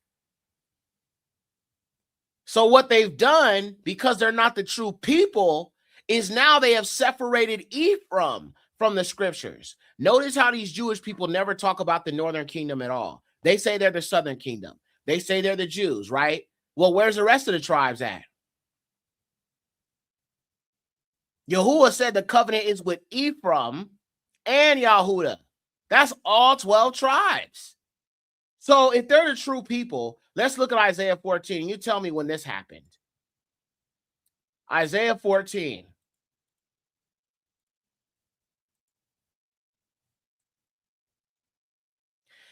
And Yahuwah will have mercy on Jacob. That's all 12 tribes. And will choose Israel. That will be all 12 tribes. That's why it says Jacob. And they shall rest on their land. Rest on their land, meaning no war, no battling, no political bullcrap, no, you know what I'm saying, iron domes and all this goofy stuff. And the stranger shall be added to them. Yea, they shall be added to the house of Jacob. And the Gentiles shall take them and bring them into their place, and they shall inherit them. The Israelites shall inherit them, and they shall be multiplied on the land as what? Servants and handmaids. And they that took them captives shall become captives to them, and they that had ownership over them shall be under their rule. So this hasn't happened yet. You know why? Because from what I could see, they're not resting in the land. They're fleeing the land. There's war there dang near every day. So that tells you that's not the land and that's not the people. Now, if we know that they're not the people, the true Israelites would be scattered to the four corners of the earth as slaves, as the scriptures say. The covenant is with them scattered Negroes. And so far, I haven't seen us back in the land taking heathens for servants. So scriptures haven't been fulfilled right now. And 1948 is not a fulfillment of prophecy at all. That's bullcrap. Because if it was, the Messiah would be right here on earth, reigning supreme. And we would be ruling with him. But we're not. We're still under the hand of the enemy. We're still surrounded by the children of Lucifer. So there's still things that have not happened. And if a person don't know the scriptures, they'll believe we're in prophecy right now. Somebody said, I think the small hats are converts and mixed with white Europeans. So they're all of the same stock. White people try to separate Ashkenazi from being white, so to speak. And even Jewish people try to separate themselves from being white. But the bottom line is they are all descendants of the Proto-Indo-Europeans, which is why Yiddish is Proto-Indo-European. It's the Indo-European language. The only way they would have the same language families is because they're from the same tribes. So they're the same people. You could try to separate them and say, oh, well, the Jewish people are evil, but white people are good. No, they're all the damn same. They're all of the same root, different branches. But they are converts. And they're not the true people because they don't fit the prophecies. But all Indo-Europeans go into other countries and other people groups and they wipe them out and they take on their identity. That's what the Yamnaya did. So it would make sense that the Ashkenazi would do the same damn thing. Indo-Europeans have a history of doing that. They have a history of doing that. People don't know who the covenant is with because they don't read their Bibles for themselves. They listen to what lying pastors and others say. Yeah. And the problem is they skip over the most important books, like the prophets. The prophets are the most important books because they lay out how the end times is just going to go down. These Christians think you got to just go to Revelations to understand what's going on right now.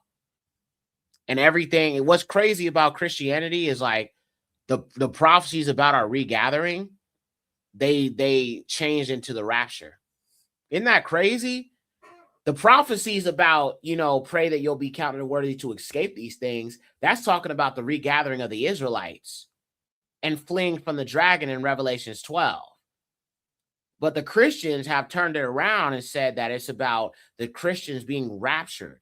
but not the chosen people? That makes no sense. What the heck he gonna save Gentiles for? That doesn't make any sense whatsoever. He's not in covenant with Gentiles. The covenant is with Yasharal and Yehuda. Why would he save Gentiles for? Come on, bro. You telling me that he gonna save the heathens who been living lawlessly and eating unclean meats and hanging his people and lynching his people and all type of stuff? He gonna save them, but he not gonna save the people that he scattered in the first place. Really? That's a whole different deity than the one of the Bible. Just saying. Man, that makes no kind of sense right there.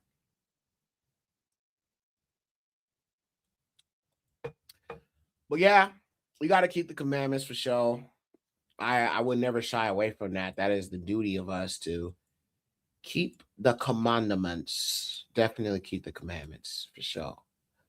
But shizzy. All right, y'all. Well, I think that's going to be it for tonight. Gonna hop off. Appreciate you guys for coming on, hanging out with me for a little bit on this Shabbat. I hope you guys have a blessed Shabbat. It's just so many deceptions, man, and got to be careful out there because Christians, they have been trained very well how to steer the unlearned. And that's why Yahuwah said, study to show yourself approved. I think that Jesus came back 70 AD and he's here right now.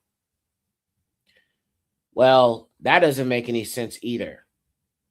Because if he did, and listen, I mean, if you're talking about the false white Jesus, possibly.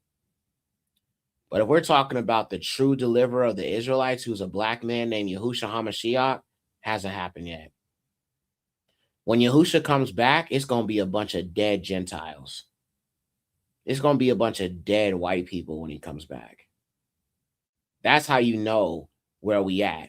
When you see a bunch of slaughtered, dead heathens by a black man coming from the sky with all fire in his eyes and a sword to smite our enemies and the oppressor and people who look like the oppressor, then you know we in prophecy.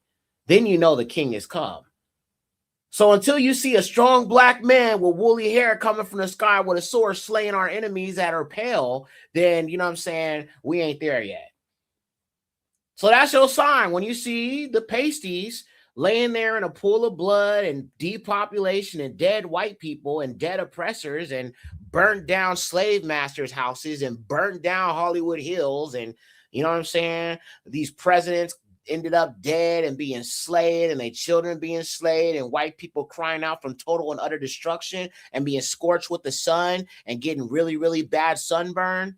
Yeah, then you know the king is coming. Then you know the king is coming. So until I see total mass depopulation of these Eurocentric pasties, then I know the king has not yet come. But if a white man comes that look like white Jesus, proclaiming peace to everybody, I'm like, yeah, that's the anti-Messiah. I'm looking for a black man to come slay him too.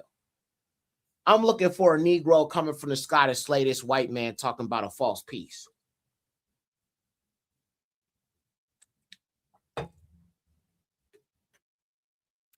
I pray the Most High bless you, Ak. I appreciate you taking your time showing through the scriptures. Yeah, I try to do it as much as possible. When people ask me, sometimes I don't always do these kind of sessions where like I could get to everything when people, you know, do it. I guess you just caught me at the right time where I didn't have like a lesson, kind of just to hang out. So yeah, you caught me at the right time. If I ever have time on shows, if people ask me questions, I try to just address them right here and there. If I don't know the answer, I'll definitely tell you. But yeah. But didn't he tell the disciples that they would see him coming in the clouds? Yes, he did say that. However, who are his disciples?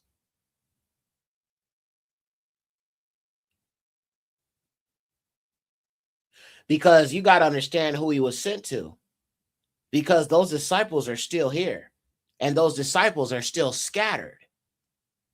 Let me say that again. those disciples that Yahusha chose are those same people he said would be scattered. Let's go to Luke 21:24. So he wasn't just talking to that group of disciples. His disciples are his people. Luke 21:24.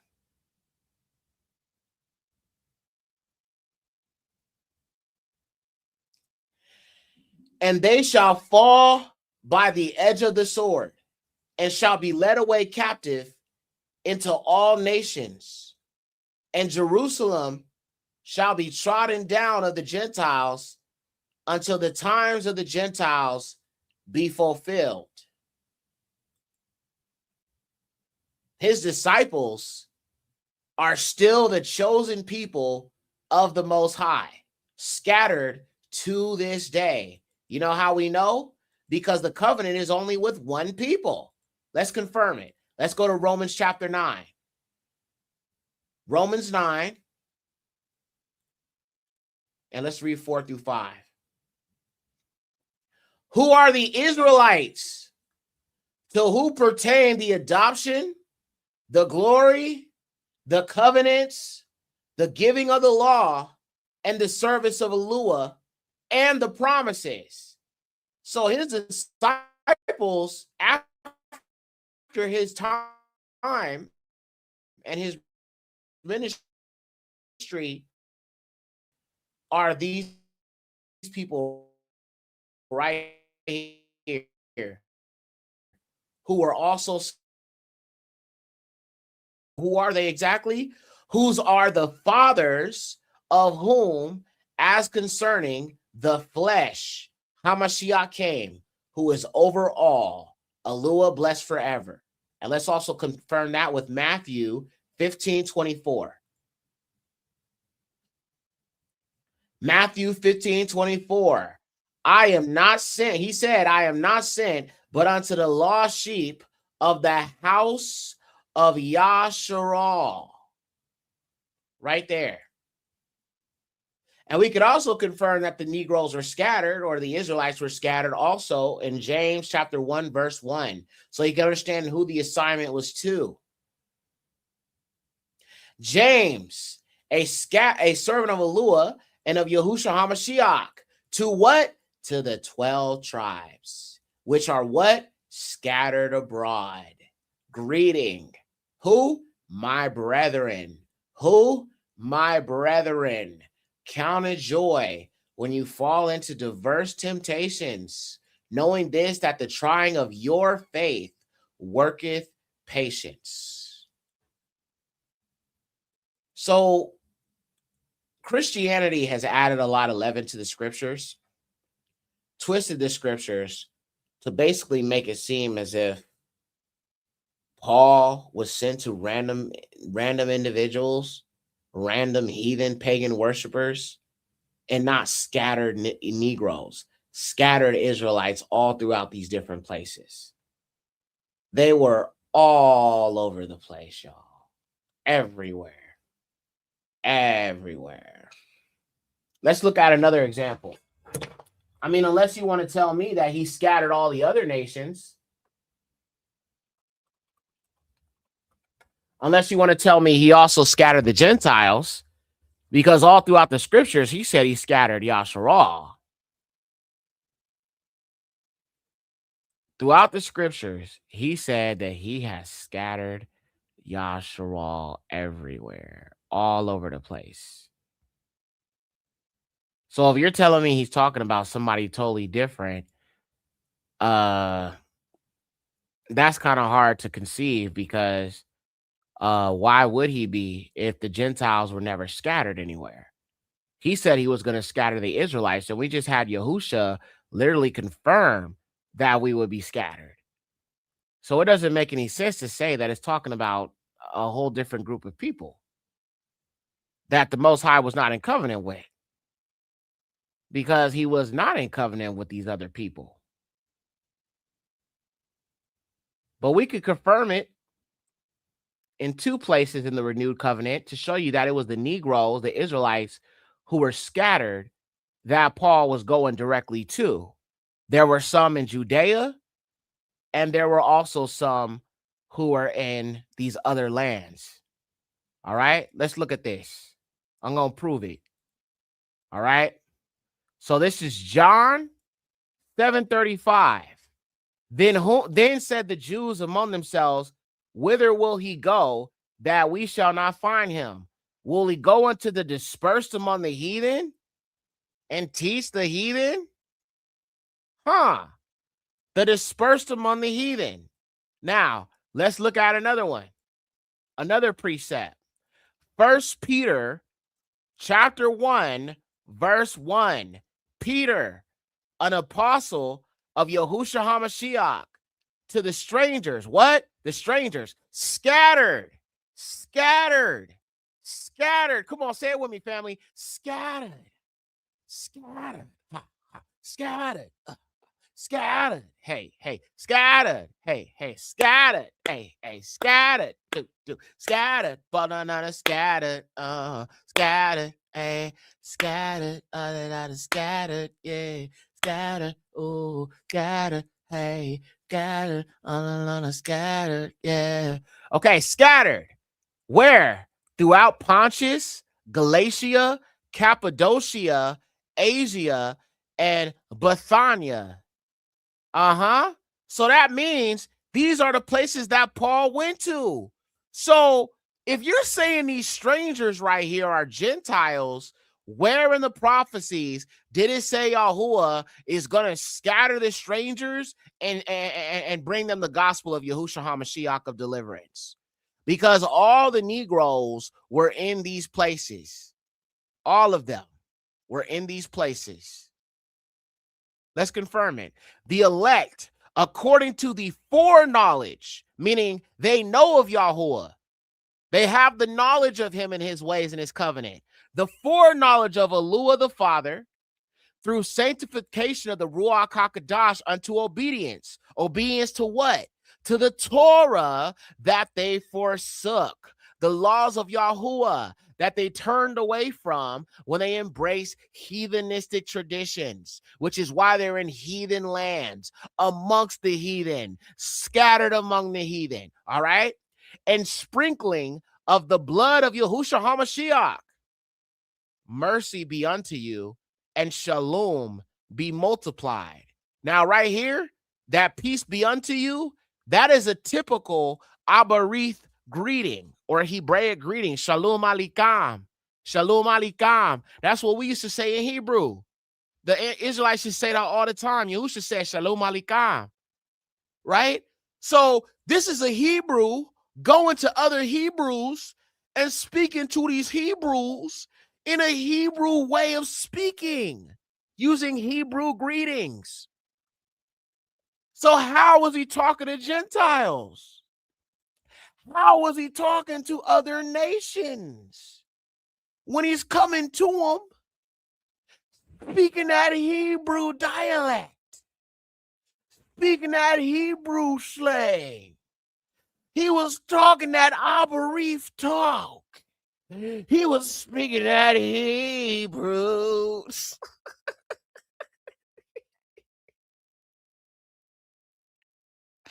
He was speaking that Hebrew. These people scattered abroad. So the biggest deception is these Gentiles y'all laughing at me. Shalom, Shabbat Shalom, sis. The reason why he was speaking in such a way that's familiar to our people is because he was dealing with our people. Why under the dome would he say in Romans 11 about it is my desire for all Israel to be saved, and then he goes to these other lands and totally ignores those people he said he wanted to save? That makes no sense. Come on, cuz. Look at, okay, let's say you want to go with that he was sent to these random Gentiles. Okay, does that agree with Romans 11? Because we already know Romans 11 is about the broken branches. But let's just look at it. Let's look at what he started the whole thing with. Romans 11. For I say then, has Eluah cast away his people? Eluah forbid, or Eluah never. For also I am an Israelite, of the seed of Abraham, of the tribe of Benjamin. Yahuwah has not, he has not cast away his people, which he foreknew. So just like I talked about, they had foreknowledge of the way of the living Alua because they knew about it.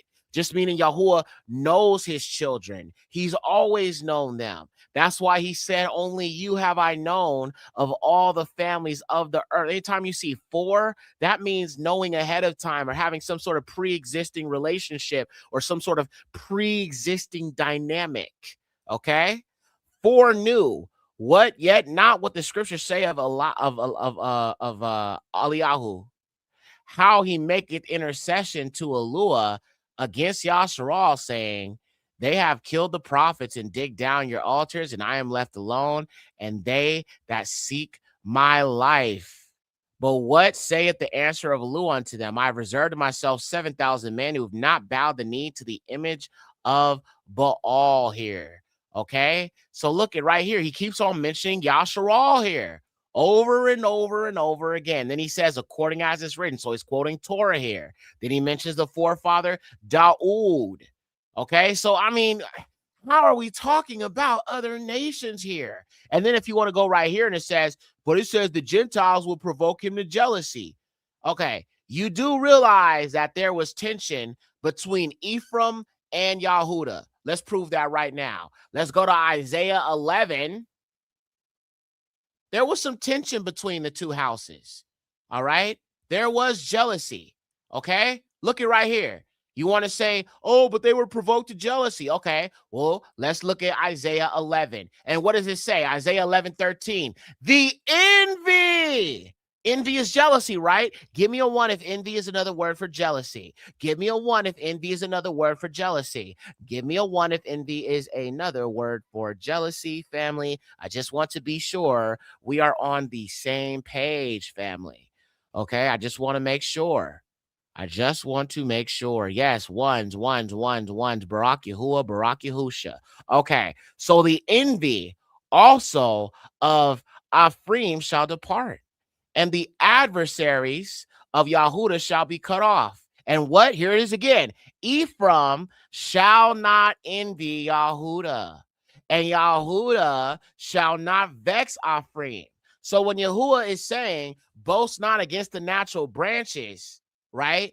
He's saying, Ephraim, I'm letting you come back in, but do not boast against Yahudah because they have been able to still be a part of the tree because some of them did not bow a knee to Baal.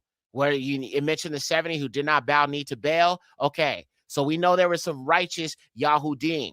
All right, so Yahuwah is grafting you in again, and he's letting you back in. But do not boast against the branches who obeyed, because I'm nice enough to let you back in. All right, meaning no jealousy. All right, because Ephraim has envy of Yahudah, right? But then Yahuwah also says, you know, not to boast against those branches who are grafted back in, meaning that Yahudah shall not vex Ephraim. This is the love of the law. This is the law, to love your fellow Israelite brethren and love Yahuwah. Love your neighbor. Love your people. Do you see why I'm all about unity? Do you see why I'm all about unity? Do you see why I'm all about unity? Do you see why I'm all about unity? Do you see? Do you see? Do you see? Do you see? Do you see? Do you see? Do you see why I'm all about unity? Do you see why I'm all about unity? Okay? So it fully fits the prophecies, family. It fully fits the prophecies. No, Gentiles cannot be grafted in because the covenant is only with the Negroes. Gentiles cannot be grafted in. Look, so we go back here. So we see this is talking, but just in case you don't believe it, look, I'll show you right now. Jeremiah 11:16. This is what I'm saying. The Gentiles always ignore the prophets. And if you didn't ignore the prophets, you would know that the grafting in is talking about branches broken off. Jeremiah 11:16. Yahuwah called your name a green olive tree, fair and of goodly fruit. with the noise of a great tumult. He has what? Kindled fire upon it, and the branches of it are broken. So who are these branches? For Yahuwah Sabaoth that planted you has pronounced evil against you for the evil of the house of Israel and Yahudah, which have done against themselves what? Offering incense to Baal. Offering incense to Baal. Offering. Okay, I'm not going to do that. But look, you see right here, it says the branches will be broken off. And that's exactly why. Let's jump back on over here to Romans 11 and let's bring it on home, family. Because we see it said that these branches would be broken. But we see in the scriptures, it clearly says that the Most High would kindle a fire and burn these branches. And they were broken off, right?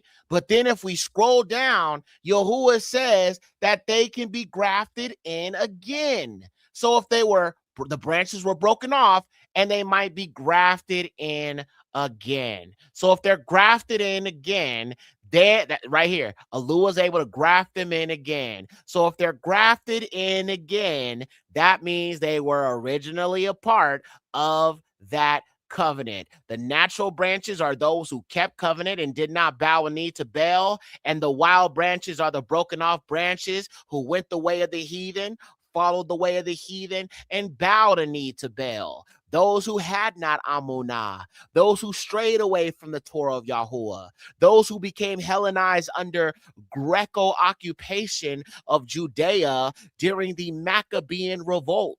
This is the most important part of history that is not properly discussed. Grafted in again is the key word. See, look, this person, he's jumping to every single thing. Yes, Yahusha did heal the Roman. But did he preach the gospel of liberation to them? Did he heal the Canaanite woman before? Did he heal her before he called her a dog and called her unclean? Nope. And every time he did these miracles to these other nations, it was in front of his people to see his power so they could know he got them. But he never preached the gospel to these other nations. He did not. Yahusha told his disciples, go to the people and tell them, repent, for the kingdom of Yahuwah is at hand. And he said, stay in Judea. Do not go to the Samaritans. And the Samaritans were not really Gentiles. They were Northern Kingdom Negroes, Israelites, who intermixed with these Samaritans. But they were Northern Kingdom Israelites.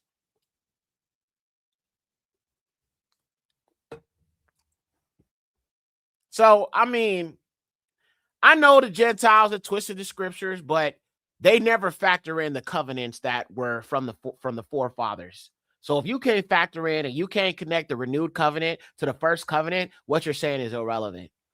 And that's exactly what Christians do.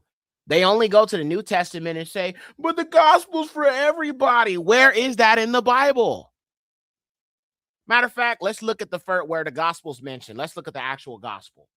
This is one of my favorite verses, Isaiah 61. This is the same scroll that Yahusha preached from. But look what it says. Exaltation of the afflicted. That's not the white man. That's not the oppressor. When is the oppressor the afflicted? They are the afflictor. They are not the afflicted. This is what the gospel is liberation. That doesn't include the oppressor. Triple K Christianity or cringianity. Hold on, wait. Speaking of cringianity, I made this today. I got to show y'all this. Listen, if you hear anybody say cringianity, just know that is my term. I made that up. Listen, I don't care if you use it. All praise to the Most High, but people be stealing my stuff. So just, let people know, man, you heard it here first from Yexa, your brother Yexer. Hold on, let me pull this up. I made a graphic for it. Cringianity. Hold on. Cringianity. This one's actually pretty funny. Y'all gonna like this one. Hold on a second here. It's my other folder. Cringianity. That's so funny. All right, hold on. Let me pull it up real quick. I got it right here. Bang, bang, bang.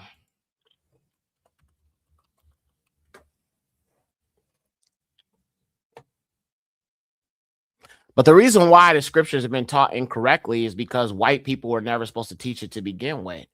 So what they've done is they've indoctrinated people into this false understanding of the scriptures, got heathens and oppressors thinking they could be saved. The Most High cares about them. The Most High loves them. But that's not what the scriptures teach. The scriptures teach they ain't got nothing but destruction coming to them. I didn't write it. I just recited. All right, let me show y'all this real quick. This cringianity thing I made. It's pretty cool. Hold on. Let me pull it up.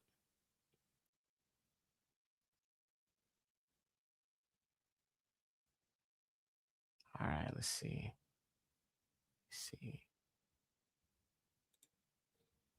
Hang on. I'm trying to find it.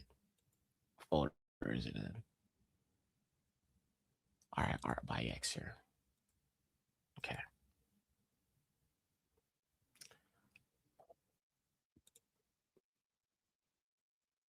All right, cool. Let me show y'all this, man. I made this. I thought it was pretty cool. I think a lot of y'all gonna like this one. Give me a one before I show you. Let me get some music for this. Let's see. We need like a hard hip hop beat for this one. Let's see what beat. Okay, let's do Vane. No. Let's do a Bari rap. A Bari rap go hard. Let's do a Bari rap. All right, here we go. Give me a one in the chat. Here we go. As soon as the beat drop. Hey.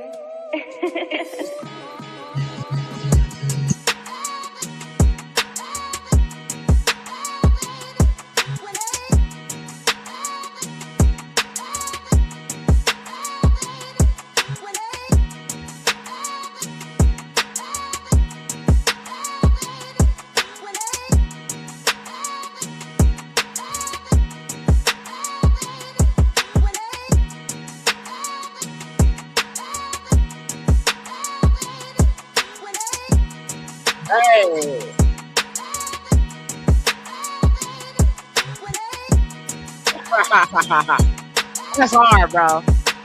Hard. That is so hard, bro. So hard. Cringianity. Negroes believing a white man died and suffered to save your black ass. Your translucent pasty ass ain't Yahusha.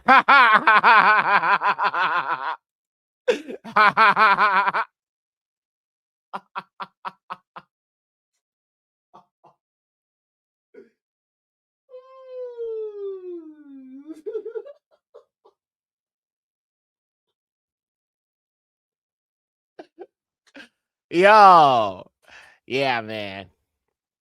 All praises to the Most High, man. You know what I'm saying? I made another one. Hold on. Let me show y'all this other one I made. Hold on. It's another one right here. This one's pretty fire. I don't think I showed y'all this one before. Hold on. Wait. We need a beat for this one too. Let me get another beat. Okay, let's do Loaded Gun. Let's do the Loaded Gun beat.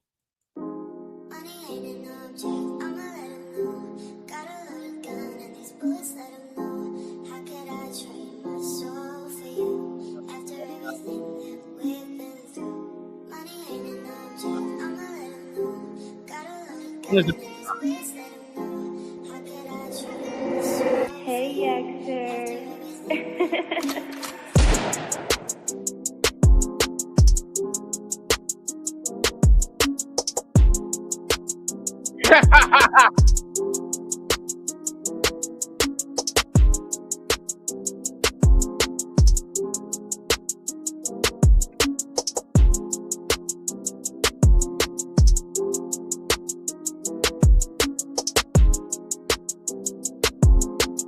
Yeah. Fire. All praises. All praises. So, I like making these. I like making them. They're fun to make and you know what I'm saying, to like design them and like kind of like put them out there for social media and stuff like that. It's just really fun to do. So all praises to the Most High. All right, man. Well, look, y'all. That's gonna be it for me, y'all. Appreciate y'all coming on again.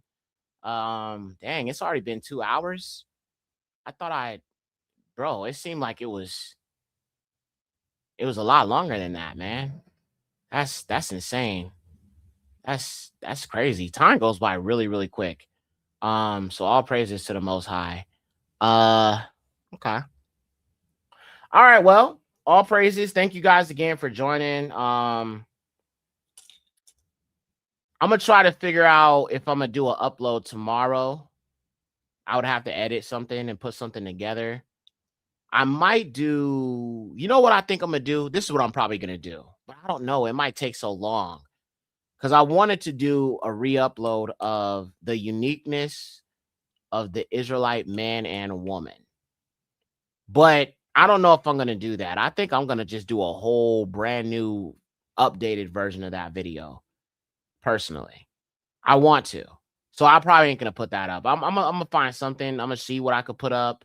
There was a few other videos I had kind of drawn. I'm gonna kind of write out a list of videos that I think I should put out that might need to be re-uploaded for people to know the truth about certain things in the biblical scriptures.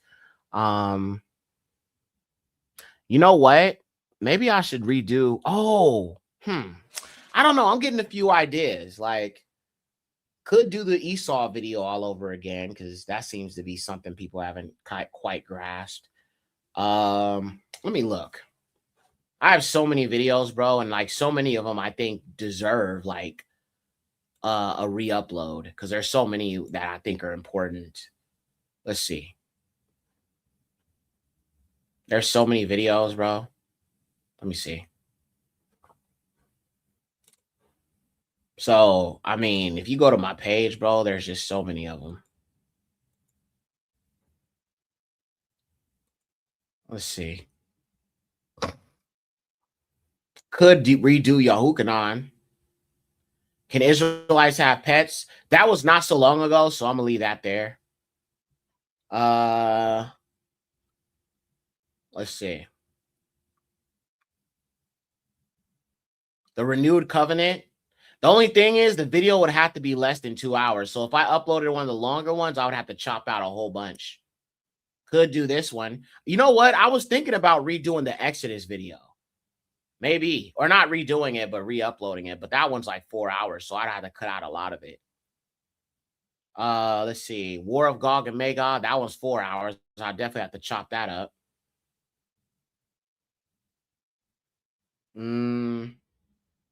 Oh, hey. What about red or ruddy does not mean white? I feel like that one I need to definitely re-upload. Red or ruddy does not mean white. Should I re-upload that one?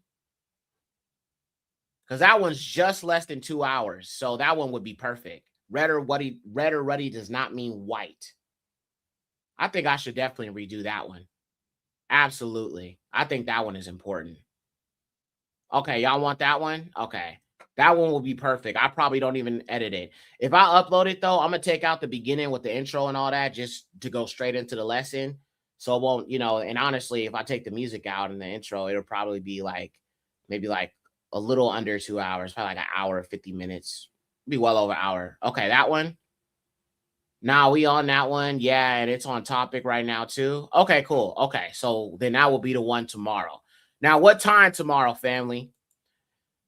If I do it tomorrow and upload it, I need to know a time that I should premiere it. So what do y'all think? Like, I definitely want to do it during Shabath. So morning or afternoon? I'm pretty sure most of y'all gonna say afternoon. So if afternoon, okay, we'll do a poll real quick. So we'll do afternoon. I can choose between 12 and 1 and 2 to 5. Or no, 12 to 1, 2 to 3, 3 to 5. That's what we'll do. Because around 5 is gonna get dark anyway. So let's do a poll. Hold on, let me put it in. Give me a second. We'll do a poll real quick, family. We'll do a poll real quick, family. All right, start a poll. What time tomorrow for upload? What time tomorrow for upload? All right, so you have 12 to 1 p.m. and I'm putting Eastern Standard Time so y'all can know what time I'm on. Then you have 2 to 3 p.m. EST. And then you have 3 to 5 EST. 3 to 5 EST. And I'll just figure out which one I'm going to go with. All right. So let me go ahead and get this music going. And I'm going to give you guys 60 seconds. All right. 60 seconds for that. All right. 60 seconds. All right. 60 seconds. Let's go. Drop it in the chat. All right. Here goes a poll.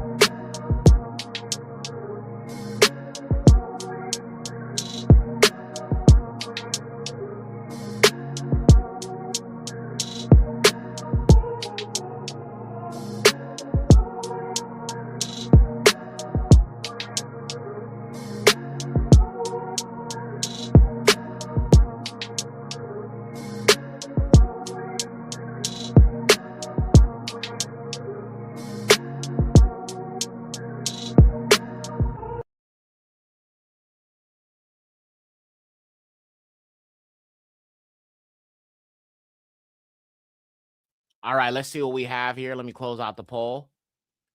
Okay. Oh, boy, it came pretty close here. All right, let me share the screen and see what we got. Came pretty close, y'all. Not gonna even lie. It came very, very, very close. Okay. Let's see what we got. All right, so according to the poll here, everybody voted that, let's see. So the question was, what time tomorrow for the re-upload? 50% said 2 to 3 Eastern Standard Time. 25% said 12 to 1 Eastern Standard Time. And 25% said 3 to 5 Eastern Standard Time. All right, so 2 to 3 wins. So I think I'm gonna go for 3 o'clock. Just because I know I still got to do some editing and everything, just to, take some stuff out. But so I'm gonna aim for 3 o'clock. All right. So just know it'll show up on your feed.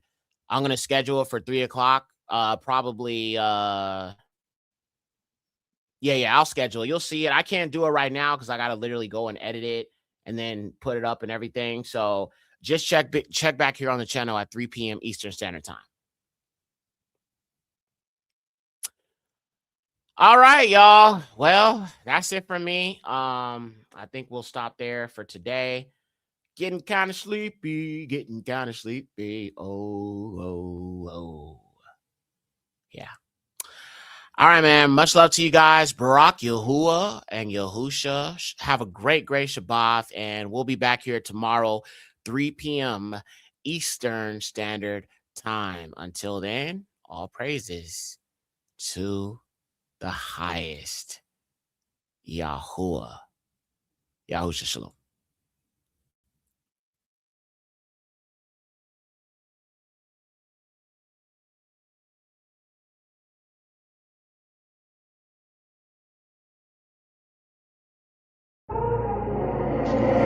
Hey, Yaxer. Hamanana, hey Yahushayan, Amayushayan, Hamanana, hey Yahushayan, Hamanana, hey Yahushayan. Look, yo, I'm straight up Messianic. I believe in the blood, no Jewish doctrine gonna change it. The Negro ghetto gospel, that's the real good news. He will set the captives free, the enslaved will be loose. Liberation is freedom, bringing sight to the blind. Why Jesus was designed to keep your mind in the bind. The heathens all raging cause they know that it's time. Judgment coming on the heathens, birth rates on the climb. Look, Edom, falling, Jacob, watching, Yahusha, Hama, Shia, watchmen, lynched as a lamb, coming back like a lion. All praises to Yahuwah, the Azua of Zion.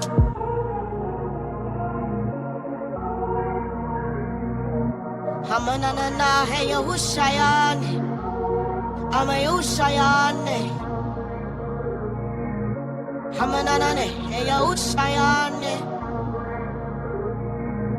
Hamanana, hey Yahushayan. And Yahusha is the way, truth, life. They want to hide the truth, so they paint it in white. And the devil coming to you as an angel of light. Yahusha coming with a vengeance like a thief in the night. Yeah, better let them know I'm Yahushayan. Messianic Yahudi, I'm a son of Zion. And Yahusha HaMashiach, both king and high priest. He will avenge all his people, all the slain and deceased. Whoever dwells in the secret place of the Most High shall abide under the shadow of Alua Shaddai. Yahusha HaMashiach, he was lynched, he was beaten. What makes it even worse, he was mocked as he was bleeding.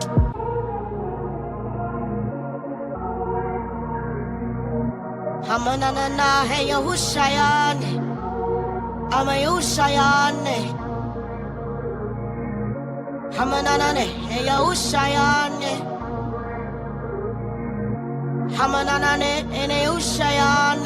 Bum bum bum, Yahushayan. Hey Yahushayan. Bum bum bum, Yahushayan.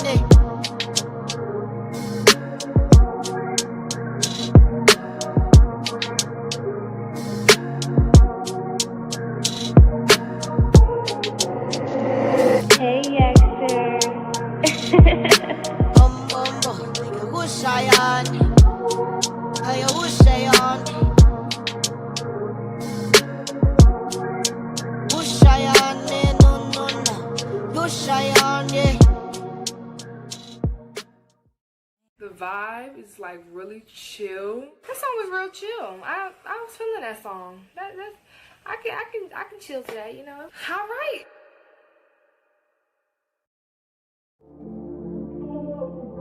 Thank you for watching. Don't forget you can support this channel by Cash App, $Malkaya Music. Also be sure to check out the Patreon for uncensored documentaries, films, deep dives, and much more content that you won't find here on YouTube. Check out the merch store for the latest trip. And let me not forget to say, if you haven't already, subscribe and hit that like button and tap in with us. All praises to the Most High, Yahuwah, the highest. Shalom.